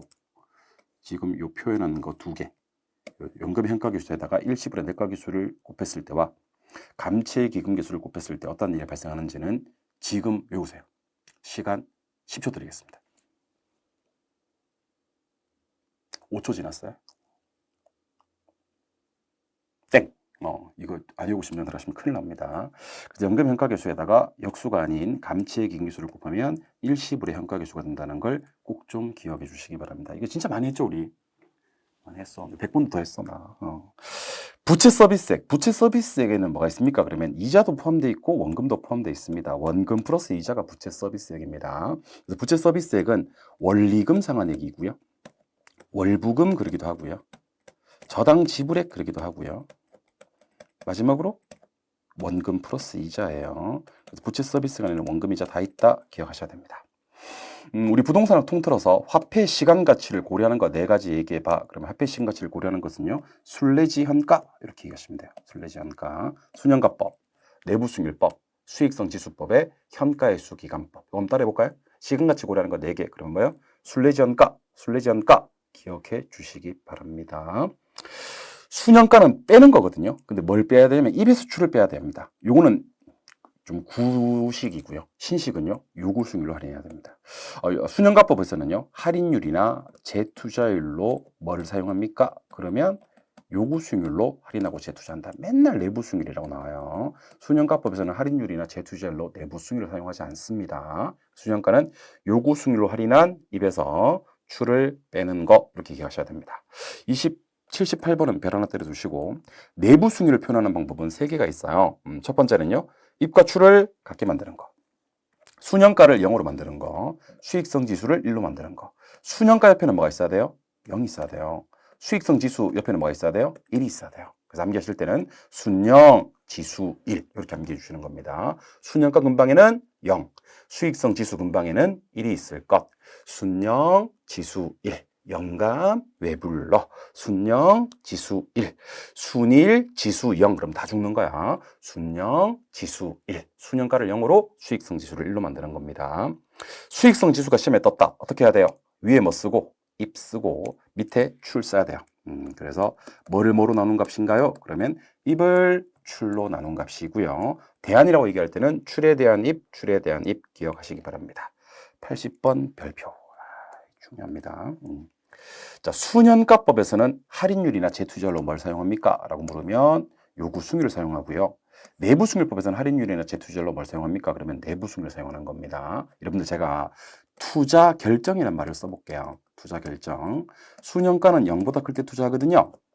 그리고 내부 수익률은 요구 수익률보다 클 때 투자하거든요. 이게 비교 대상은 순현가는 0과 비교하고 내부 수익률은 요구 수익률과 비교합니다만 전혀 다른 거예요. 할인율이나 재투자율로는 무엇을 사용합니까? 라고 물었을 때는 순현가법은 할인율이나 재투자율로 요구 수익률을 사용하고 내부 수익률법은 할인율이나 재투자율로 내부 수익률을 사용합니다. 그렇다면 순현가는 0보다 클 때 투자하지만 할인율이나 재투자율로는 요구 수익률을 사용하고 내부 수익률은 요구 수익률보다 클 때 투자하지만 할인율이나 재투자율로는 내부 수익률을 사용한다. 기억해 주셔야 됩니다. 이번에는 어림셈법입니다. 어림셈법은 승수법과 수익률법이 있는데 승수법이 몇 개? 4개 있습니다. 총소득 승수, 순소득 승수, 세전 승수, 세후 승수가 있고요. 수익률법이 3가지가 있습니다. 종합자본환원율, 지분배당률, 세후 수익률이 있는데 종합자본환원율이 총투자 수익률이에요. 종합자본환원율이 총투자 수익률입니다. 따라서 종합자본환원율은 공식이 총분의 순이에요. 뭐를 뭐로 나눈 값? 순을 총으로 나눈 값 꼭 기억하셔야 됩니다. 어림셈법 공식 7개, 승수 4개, 수익률 3개 요거 외워서 들어가셔야 됩니다. 아시겠어요? 그러니까 쌤 저기 혹시 저한테 암기 오늘 3개만 추천해 주신다면 이거 3개는 그 저기 때려 죽여도 암기 했으면 좋겠어 라는 3개만 추천해 주신다면 추천을 한번 추천을 하라면 하겠어요. 하라면 해야지 뭐. 어림셈법에서 승수법 공식 4개랑 수익률법 공식 3개랑 동의어 4개는요. 암기하고 들어가세요. 좋은 말 할 때. 이거 암기 못하고 들어가시면 안 됩니다. 순소득 승수를 뭐라 부르냐면 자본회수 기간이라 그래요.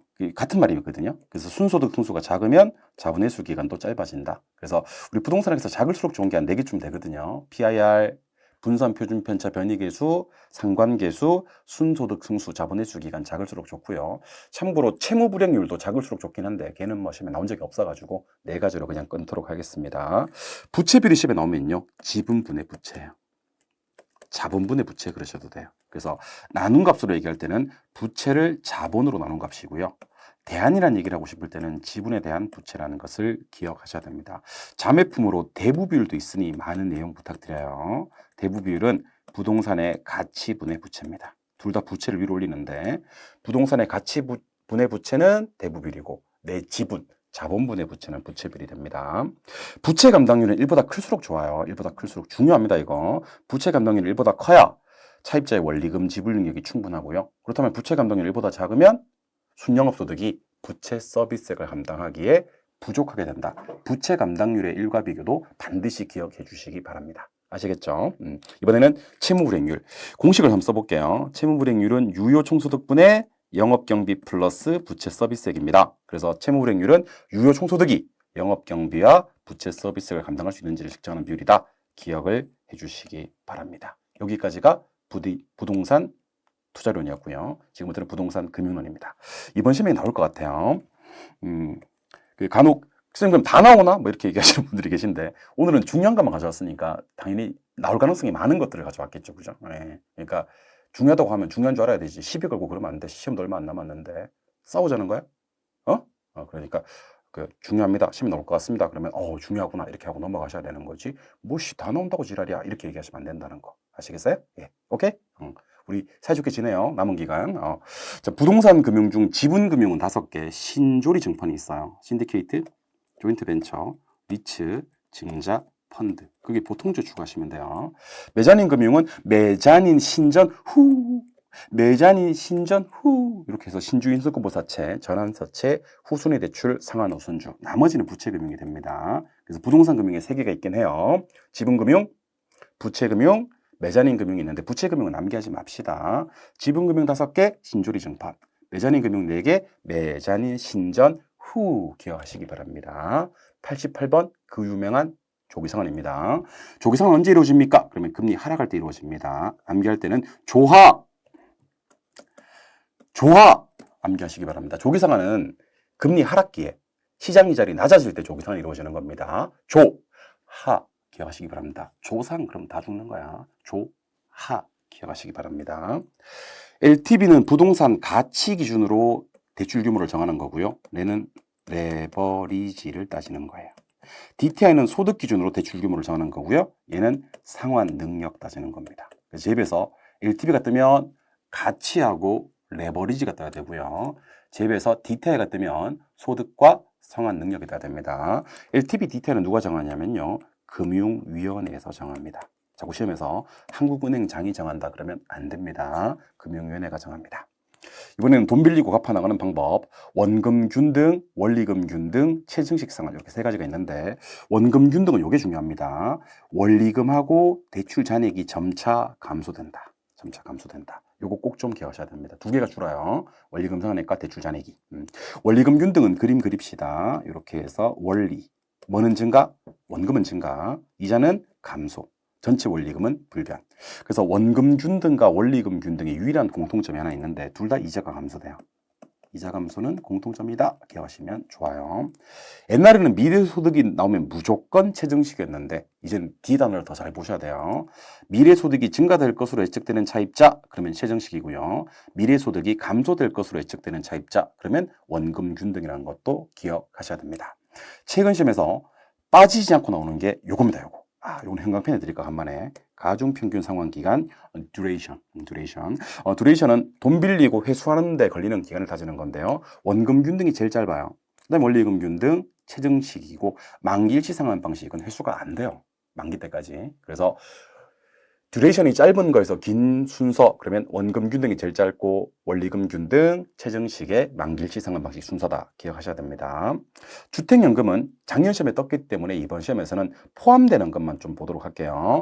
일단 공시가격, 시가입니다. 공시가격 12억 이하의 주택. 두 번째는요, 노인복지주택.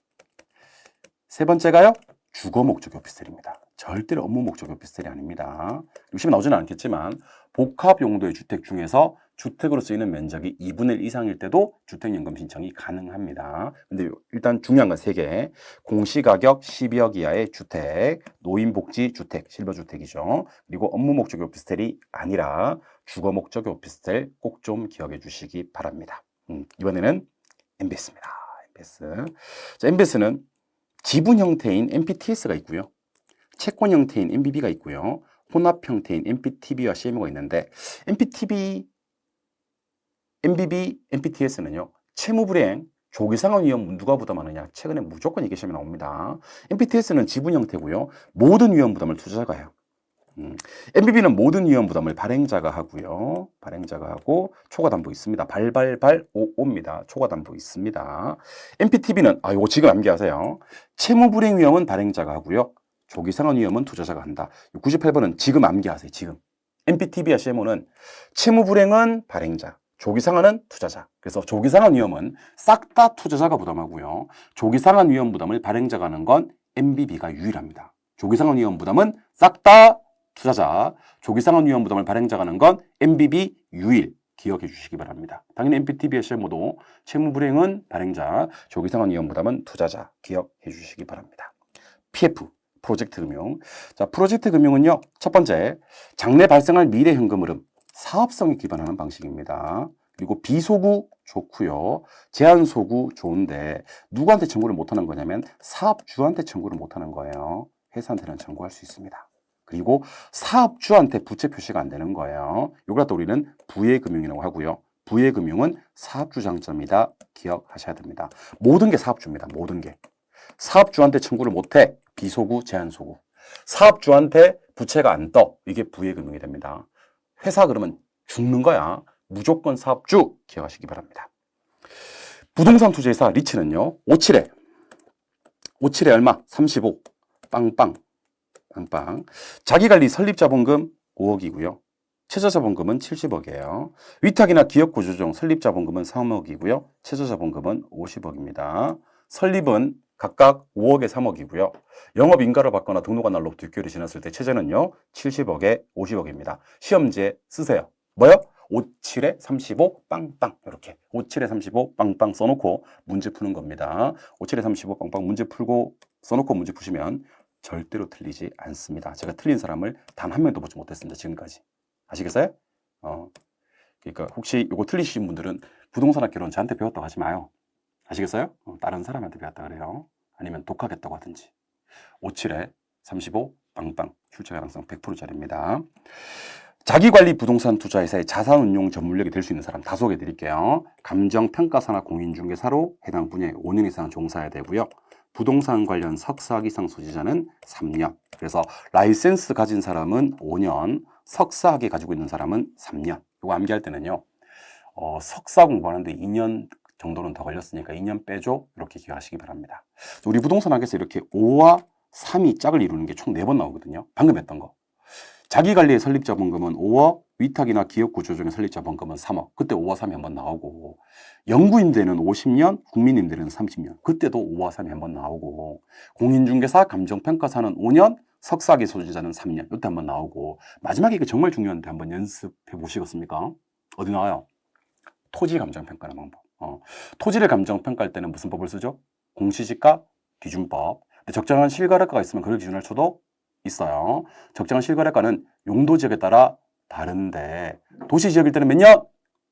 3년. 5년 아니야. 그 밖의 지역은 5년입니다. 이건 암기할 때 어떻게 암기하시면 되냐면 도시는 거래가 빈번해 안 빈번해? 빈번하지. 그러니까 3년치만 봐도 되지만 그 밖의 지역은 관리지역, 농림지역, 자연환경 보전지역은 거래가 잘 이루어지지 않잖아. 그지? 그러니까 몇 년? 5년 이렇게 얘기하시는 겁니다. 이름하여 3호 3종 세트, 3호 4종 세트입니다. 3호 4종. 자본금에서 한번 3호가 나왔었던 것 같고, 자산운용 전문 인력에서 3호가 한번 나왔었던 것 같고, 그 다음에 우리 공공임대주택에서 3호가 한번 나왔었던 것 같고, 공공임대. 그리고 토지 감정평가할 때 3호가 한번 나왔었던 것 같습니다. 아시겠죠? 예. 우리 저기 옛날에 삐삐 치던 세대에 이렇게 열렬히 3호, 3호 이런 거 했었는데, 아는지 모르겠다. 모르지. 모르면 됐어. 자, 이번에는 부동산 개발론으로 가도록 하겠습니다. 부동산 개발론. 자, 부동산 개발의 7단계입니다. 부동산 개발의 7단계는요. 아예 부타 금검마. 이렇게. 아예 부타 금검마. 아이디어, 예비적 타당성, 부지 매입, 타당성, 금융, 건설, 마케팅 7단계입니다. 7단계. 아예 부타 금검마 7단계 기억하시고, 흡술 분석. 중요합니다. 흡술 분석. 흡술 분석은 지난 1년 동안에 공급된 부동산이 얼마만큼 소비되는지를 따지는 거예요. 그래서 추세를 파악하는 거고, 목적이 뭐예요? 그러면 미래 예측이 나와줘야 됩니다. 우리 부동산학에서는 양대 분석이 있어요.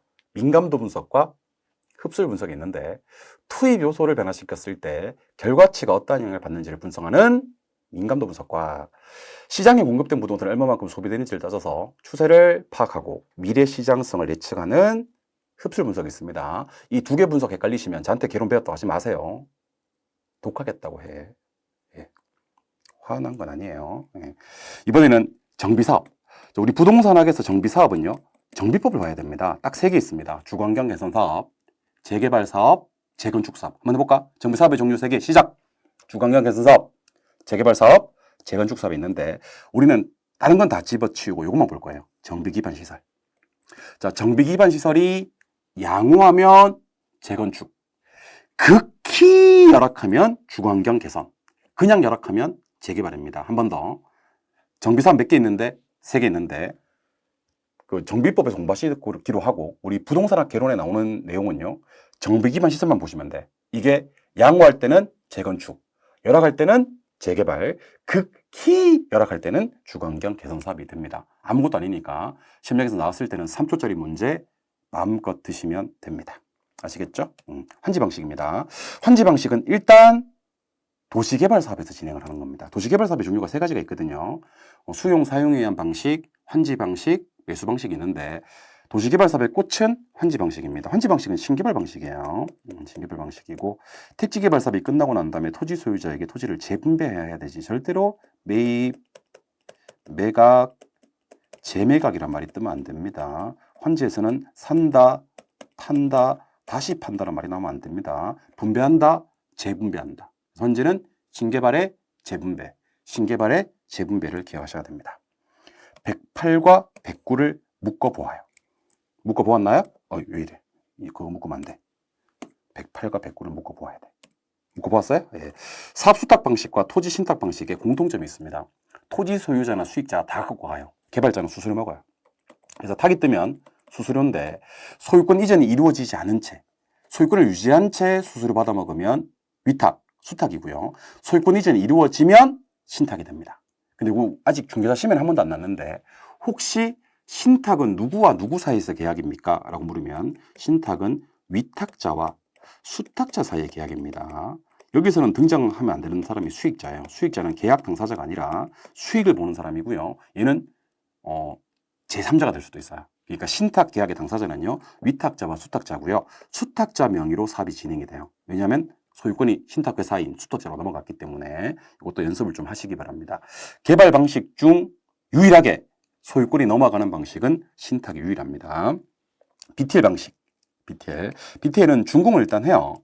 그리고 기속을 시키거든요. 여기 운영권이 나오는데 개무시.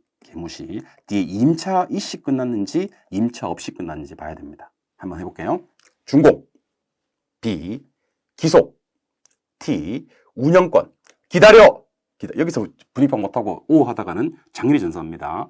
그리고 끝나버리면 BTO가 맞는데 이 운영권을 임차에서 쓰면 BTL이 되는 겁니다. 그래서 끝날 때 BTL 시험에 떴을 때는 임차 이시 끝났는지 임차 없이 끝났는지를 보는 것을 습관화해 주셔야 됩니다. 얘는 학교, 문화, 복지시설 이럴 때 적합하고요. 참고로 BTO 방식은 교통시설에 적합합니다. 도로, 터널, 철도입니다. BTO와 BTL을 구분하셔야 됩니다. 부동산 관리는 자산관리 AM과 SM 매니지먼트와 재산관리 PM과 시설관리 FM이 있습니다. 그 중에서 자산관리는 매제, 프로폴리스, 매제가 프로폴리스 팔았어요 하는 것이 자산관리입니다. 참고로 재산관리는 수지비임이라고 해서 수입, 지출, 비용, 임대차, 수지비임의 재산과 매제가 프로폴리스 판 자산관리를 구분하시기 바랍니다. 시설관리는 금방 표가 나니까요. 자산관리의 매제 프로폴리스와 재산관리의 수지비임만 기억해 주셔도 돼요. 자가관리와 위탁관리의 장단점인데 이거는 묶어놓으세요. 묶어놓으시고 누가 여러분들 저한테 부동산 관리에서 가장 중요한 거 얘기해봐 그러면 112번과 113번입니다. 자가관리의 장단점, 위탁관리의 장단점. 근데 정말 조심하셔야 될 게 하나 있습니다. 타성화된다 그러면 자가관리지만 타성화가 방지된다 그러면 위탁관리예요. 기밀 보안이 유리하다 그래야지 자가고요. 기밀 보안이 불리하다 그러면 위탁으로 가버립니다. 그리고 전문적인 관리는 위탁관리지만 종합적인 관리는 자가관리예요. 종합적인 관리는 무슨 관리? 자가관리. 전문적인 관리는 위탁관리. 기억해 주시기 바랍니다. 개발관리 마케팅의 제일 마지막 마케팅으로 갑니다. 자, 공급자 중심이고요. 표적, 시장, 틈새 시장 이런 말이 뜨면 시장 점유 마케팅입니다. 시장 점유에는 포피믹스하고 STP 전략이 있습니다. 아이다는 순서를 기억하셔야 됩니다. Attention, Interest, Desire, 액션. 그리고 얘는 무조건 수요자 중심의 고객점의 마케팅입니다. 암기할 때는요. 아이고 이렇게 암기하시기 바랍니다. 아이고 기억하셔야 됩니다. 아이다는 고객점의 마케팅입니다. 아이다는 고객점의 마케팅이지 아이다는 시장점의 마케팅이 아닙니다. 아이다 영어로 한번 읊어보도록 하겠습니다. 시간 드릴게요. A. Attention. I. Interest. D. Desire. decision 절대 나는 거야. Desire. 저 액센트 뒤에 있어요. Desire 이렇게. Desire 아니다. Desire. 마지막 액션입니다. 순서가 중요합니다. 얘는요. Attention, Interest, Desire, Action. Attention, Interest, Desire, Action을 기억해 주시기 바랍니다. 아시겠죠? 116. 마케팅 믹스. 마케팅 믹스를 뭐라고도 하냐면 포피라고도 하는데 이거는 P 뒤에 L 아니면 R이 나와요. 모음이 나오지 않습니다. 자음이 나옵니다. 그래서 플레이스, 유통경로, 프로덕트, 제품, 프라이스, 가격, 프로모션, 판매 촉진이. 이건 순서 바뀌어도 관계없어요. 그러니까 유일하게 포피만 순서 바꿔서 시험에 나와도 관계없습니다. 아이다는 순서 바뀌면 아이다, 포피는 순서 바뀌어도 돼요. 신축 가격 정책은 다른 가격으로 판매하는 정책입니다. 이게 신축 가격 정책이고, 참고로 시가 정책이라는 게 있는데, 시가 정책은 경쟁 업체랑 동일한 가격을 받는 정책입니다. 그래서 이 둘은 반대 개념이에요. 경쟁 업체랑 동일한 가격, 그러면 시가, 같은 자재 썼지만 다른 가격으로 판매하면 신축 가격 정책이 되는 겁니다. 아시겠죠?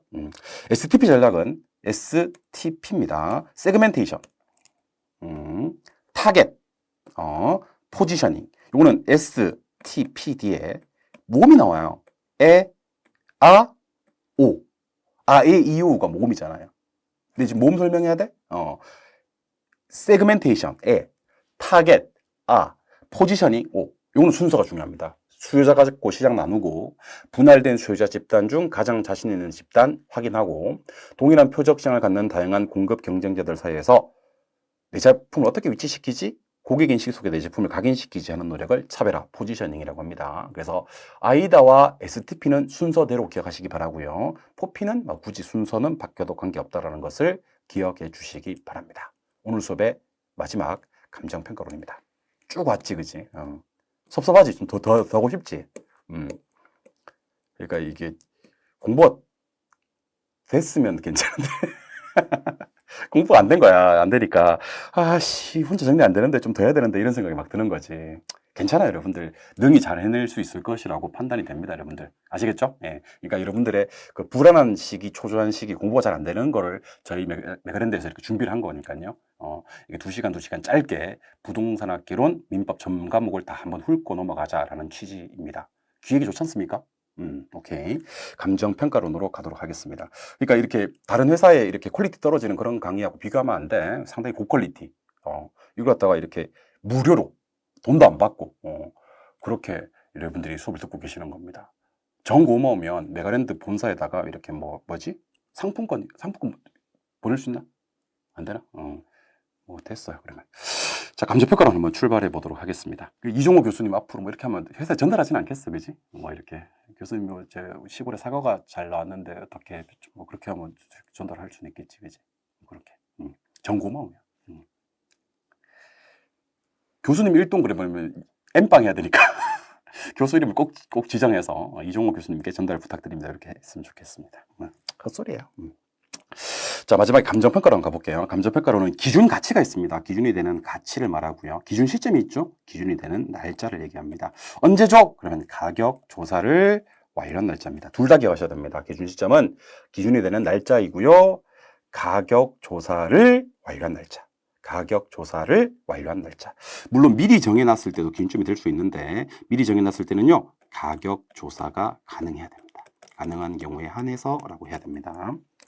원래 감정평가는 시장가치로 평가하는데 의뢰인이 요청을 하지 않습니까? 그죠? 그때는 시장가치 외 가치로 평가를 하고요. 그때는 검토해야 됩니다. 근데 다른 규정 때문에 시장가치 외 가치로 평가할 때는 검토하지 않아도 됩니다. 121번은 별. 그래서 다른 규정 검토 없어 기억하세요. 다른 규정일 때는 검토 없어. 나머지는 다 검토해야 됩니다. 다른 규정만 검토 없어요. 따라하세요. 다른 규정 검토 없어. 다른 규정 검토 없어. 다른 규정 검토 없어. 다른 규정 검토 없어. 중요합니다. 122번이 현황평가인데요. 현황평가는 일단 기준 시점입니다. 기준 시점. 이러려고 한 거 아닌데. 미안합니다. 인간 승리님이 만원 쏴주셨습니다. 네, 이러려고 한 거 진짜 아닌데. 네, 농담한 건데. 만원 쏴주셨고. 김은월님, 네, 김은월님이 7,500원 쏴주셨습니다. 미안하네, 갑자기. 이렇게 쏴주면 N빵 해야 된다니까. 참. 그만 받겠습니다. 참.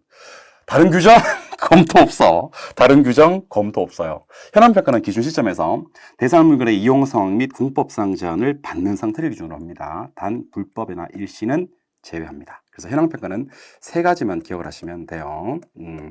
일단 첫 번째는 기준 시점. 두 번째는 받는 상태, 세 번째는 불법 일시 제외입니다. 불법 일시 제외 기억을 하시기 바랍니다. 다른 규정이 있을 때는 조건을 붙일 수가 있거든요. 그때 똑같습니다. 검토 없어요. 다른 규정 때문에 조건 붙일 때는요. 검토 없습니다. 검토 없어요. 다른 규정 검토 없어. 다른 규정 검토 없어. 꼭 기억해 주시기 바랍니다. 가치를 달리하는 부분이 있을 때는 절대로 부분평가하지 않습니다. 이건 암기할 때 이렇게 암기합니다. 가치 구분. 이것도 한번 따라해 볼까요? 가치 구분. 가치 구분. 절대로 가치를 달릴 때는 부분평가하지 않습니다. 가치 형성 요인. 시험만 치면 나오는 거야. 자, 따라합니다. 형경 일지계. 갑자기 목소리 커지고 막 신났지 나. 이거 받았어 그래. 예. 형경 일지계. 형경 일지계 진짜 싸줬으면 오늘 불살났지. 형경 일지계. 형경 일지계. 가치 형성 요인은 시장 가치 아닙니다. 형시 일지계 아닙니다.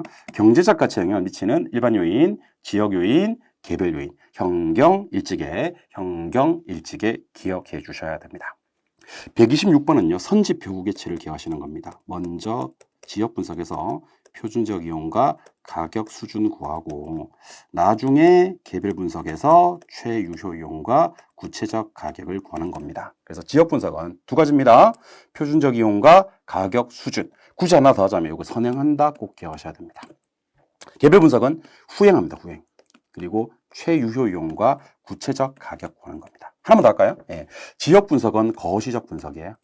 개별 분석은 미시적 분석이고 이 정도만 기억하시면 되고 128, 129, 130 별 하나 때려놓고 이거 이번 시험에 나옵니다. 내일 모레 시험장 들어가시면 확인하실 수 있을 거예요. 인근 지역, 유사 지역, 동일 수급권을 감칙 규정 그대로 한번 기억해 보시도록 합니다. 자, 인근 지역은 대상 부동산이 속한 지역이고 이용이 동질적이며 가치 형성 요인 중에서 지역 요인을 공유하는 지역입니다. 절대로 개별 요인을 공유하는 지역이 아닙니다. 그래서 속한 지역이고 이용이 동질적이고 가치 형성 요인 중에서 지역 요인을 공유하는 지역을 인근 지역이라고 하고 유사 지역은 속하지 아니하는 지역이지만 인근 지역과 유사한 특성을 갖는 지역을 유사 지역이라고 합니다. 동일 수급권은 대상 부동산과 대체 경쟁 관계에 성립하면서 서로 영향을 미치에 관계에 있는 다른 부동산이 존재하는 그런 권형이며 방금 소개해드렸던 두 가지 인근 지역과 유사 지역을 모두 포함하는 지역을 우리는 동일 수급권이라고 합니다. 정리를 다시 한번 해볼게요. 저를 바라봐 주세요. 인근 지역은요, 대상 부동산이 속한 지역이고요. 이용이 동질적이고 가치 형성 요인 중에서 지역 요인을 공유하는 지역이고 유사 지역은 대상 부동산에 속하지 아니하는 지역이지만 인근 지역과 유사한 특성을 갖는 지역이고 동일 수급권은 대상 부동산과 대체 경쟁 관계가 성립하면서 인근 지역과 유사 지역을 모두 포함하는 지역이 됩니다. 131번 별. 131번이 시험에 이번 시험에 안 나오면요. 제가 강의를 그만두겠습니다. 라고 얘기를 할 거예요. 그럼 여러분들은 쌤 그래도 그렇게는 얘기하지 말아주세요. 라고 얘기를 해주시기 바랍니다. 아시겠죠? 오케이. 만약에 131번이 시험에 안 나오면 저는 그냥 강의를 그만두고 지구를 떠나겠습니다. 여러분들. 응? 진짜 131번이 시험에 안 나오면 나는 강의를 그만둘 거라니까. 앞으로 강의를 그만두고 뭐 곡기를 끊고 식물 전폐한 다음에 그냥 지구를 떠나버리겠다니까. 그렇지. 그러면 이렇게 그렇지. 쌤 덕분에 공부를 했는데 그러시면 안 된다. 뭐 이런 말이 나와야 되는 거야 이제. 그냥 강의를 그만두고 싶었는데 말리는 사람이 여러 분이 계셔서 강의를 그만두지는 않겠습니다만 출제 가능성 100%짜리입니다. 131번은 안 돼요 쌤. 난리 났네 난리 났네. 그러니까 진짜 그만둘라 그랬었는데 저러면 안 돼요. 뭐 쌤 가시면 어떡해요. 그러지 마세요. 이렇게 영어 강사 하시면 된대. 그렇게 영어 잘하지 못합니다, 제가, 여러분들. 오케이. 아까 한자도 막 틀리고 그랬잖아, 그지? 와, 고자원님이 곡기는 일단 끊어봐요, 이렇게. 제가 요즘 강의를 안 하니까, 이렇게 대가리 많이 커졌죠, 그죠? 대가리 많이 커지고, 이렇게 출퇴근해야지 이렇게 중량 유지가 되는데, 출근 안 하고 이렇게 집에서 책만 쓰다 보니까, 살이 많이 좀 쪘습니다. 곡기를 끊도록 하겠습니다. 알겠습니다. 자, 물건별 감정평가 방법, 출제 가능성 100%라고 기억을 하시고요. 원가법 쓰는 물건, 그러면 건건항선소, 건물건설기계, 항공기, 선박의 소경목리며 거래사례 비교표 쓰는 물건은요. 경기도 일산에 가면요. 과자동이 있는데 여기 토지가 있죠. 거래 사례가 있는 토지가 있죠. 수익환원법을 쓰는 물건은요. 전남 영광에 가면 공기업이 있는데 여기 전부 다들 비상장되어 있어요. 그래서 정리하면 건물, 건설기계, 항공기, 선박의 소경, 목림은 원가법, 일괄평가, 살림의 임목, 가수원, 자동차, 동산에 적정한 실거래가가 있는 토지는 거래사례 비교법, 영업권, 광업재단, 공장재단, 기업가치, 비상장 채권의 수익환원법입니다. 요 표는 제가 하지 않을 테니까 여러분들이 한번 반드시 연습해서 들어가시기 바랍니다. 여러분들 요거 132번부터 지금 감칙 규정에 관한 내용이거든요. 요거는 제가 파란색만 여러분들이랑 저랑 같이 한번 읽어볼게요. 원가법이 뭐예요? 그러면 제조달 원가 감가 수정해서 가액 구하는 거 하시면 돼요. 혹시 제가 적산법이 뭐예요? 라고 묻거든. 기기필, 기초가액에다가 기대율 곱하고 필요한 경비 더해서 임대료 구하는 거요 하시면 됩니다. 감가 수정은 세 가지만 기억하시면 돼요. 물리적, 기능적, 경제적 감가액을 제조달 원가에서 공제해 주는 작업. 자꾸 시험에 가산이라고 나와요. 공제라고 기억하시기 바랍니다. 134번 감가 수정 방법은요. 내용 연수한 방법이 있고요. 관찰 감가법이 있고 분해법이 있는데 내용 연수한 감가 수정 방법이 또다시 정률법, 정액법, 상환기금법이 있습니다. 그래서 감가 수정 암기할 때는요. 이렇게 암기할 거예요. 네, 유래기 관분 이렇게 암기하시면 돼요. 그러니까 내용 연수법에 정률법, 정액법, 상환기금법이 있고 관찰감가법에 분해법이 있습니다. 그래서 공부하실 때는요. 감가 수정 방법은 네, 유래기 관분 이렇게 감가 수정 방법을 소개합니다. 네, 유래기 관분 이렇게 얘기하시는 겁니다. 감가 수정할 때는 무조건 경제적 내용 연수 기준합니다. 절대로 법적 내용 연수나 물리적 내용 연수 기준하지 않습니다. 정률법은 뭐가 감소되는지 아셔야 됩니다. 감가액이 감소되는 거예요. 감가율은 일정합니다. 둘 다 감소가 아니에요. 퍼센테이지, 율은 일정. 돈, 액이 감소. 정률법에서 시험이 진짜 많이 나오는 거죠. 거래사례 비교법은 거래사례와 비교한 다음에 사정보정, 시점 수정, 가치 형성 요인을 비교해서 가액 구하는 겁니다. 공시지가 기준법은 BCG 개그 하는 겁니다. 공시지가 기준법에서는 뭐가 없냐면 사정보정이 없습니다. 거래사례 비교법과 임대사례 비교법에서는 사정보정이 있는데 공시지가 기준법에서는 사정보정이 없다 기억하셔야 됩니다. 수익환원법, 이거 가로 비워놓기 문제가 나올 수가 있어요 여기서. 그래서 요거는 별 하나 때려 두시고 원문 그대로 꼭 좀 기억해 주시기를 바라봅니다. 원문 그대로 기억하시는 게 중요합니다. 뭐를요? 또 갑자기 안 되네. 장래 순수익이나 미래 현금 흐름을 환원 할인해서 가액권을, 이거 파란 노래가 안 돼 있는데 이것도 파란색. 장래 순수익이나 미래 현금 흐름을 환원 할인해서 가액권한 게 수익환원법입니다. 장래 순수익, 미래 현금 흐름, 환원 할인해서 가액권한 거 수익환원법이 됩니다. 자본환원율은요, 두 개와 비례합니다. 금리하고 위험과는 비례고요. 가격과는 반비례입니다. 요거 외워놓으세요. 자본환원율은 금리 위험과는 비례, 가격과는 반비례. 그래서 금리가 상승하면 자본환원율이 올라가고요. 위험이 증가되면 자본환원율이 올라가고요. 가격이 하락해야 자본환원율이 올라갑니다. 위험과 금리는 자본환원율과 비례, 가격과는 반비례. 중요하죠. 그 다음에 가격이 상승하면, 방금 했던 거죠. 반비례. 가격이 상승하면 환원율은 낮아진다. 반비례입니다. 환원율을 곱할 때는요, 저부대를 곱하시면 돼요. 저당상수, 부채 감당률, 대부비를 곱하면 되고, 나눌 때는요, 순영업소득을 가격으로 나누면 됩니다. 환원율 곱하기 그러면 저부대, 저당상수, 부채 감당률, 대부비율이고요. 환원율을 나누기 그러면 순영업소득 나누기 가격이 됩니다. 표준지 공시지가 써먹는데 몇 군데 있어요? 4군데 있습니다. 표준지 공시지가 써먹는데 4군데 어떻게 암기하시냐면 개거지국 이렇게 하시면 됩니다. 개, 거, 지, 국 이렇게. 그래서 정말 못 사는 나라를 개거지국이라 그래요. 개별 토지 가격 구한다, 거래 지표다, 지가 정보다, 국가 업무다. 그래서 우리 개거지국 하시면 됩니다. 여러분들 왜 뭐 짐바브웨나 남수단이나 동티모르 이렇게 못 사는 나라를 거지국 그러는데 방금 제가 소개해드린 나라는 정말 못 사는 나라이기 때문에 완전 개거지국이야 이렇게 얘기하시는 겁니다. 개별 토지, 거래지표, 지가정보, 국가 업무, 표준지 공시지가, 개거지국 이렇게 얘기하시는 겁니다. 이의 신청 한번 해볼까요? 표준지 공시지가에 이의가 있는 자는요. 공시일입니다. 공시기준일이 아닙니다. 절대로 공시기준일이 아닙니다. 공시일로부터 30일 이내 국장한테 이의 신청이 가능합니다. 표준지 공시지가 이 있는 자 공시일부터 30일 서면으로 국장한테 신청 가능하다. 이 신청 반드시 기억하셔야 됩니다. 표준지 공시가 공시할 때 공시하는 게 5개 있습니다. 지번이익, 단위면적당 가격, 면적 및 형상, 주변 토지 이용 상황, 그 밖에 대통령령으로 정하는 용도지가 있습니다. 용도지역, 도로 상황, 지목입니다. 혹시 부동산학 개론에서 우리 한 70점 이상 맞히셔야 되는 분들은요, 145번까지 데려가시고, 나는 민법 잘하기 때문에 부동산학 개론에서 굳이 60점 이상 맞을 필요는 없어 하시는 분들은 145번은 버리고 가셔도 됩니다. 부동산 학 개론에서 점수를 확보해야 되는 분들은 145번 외워서 가세요. 표준지 공시가 공시할 때 지번, 단위 면적당 가격, 면적 및 형상, 주변 토지 이용 상황, 대통령령으로 정하는 용도지 공시해야 됩니다. 개별 공시가를 결정 공시하지 아니하는 경우가 있습니다. 3가지인데요. 첫 번째는 표준지로 선정되었거나 부담금이나 과세 부과 대상이 아닌 토지. 딱 3가지입니다.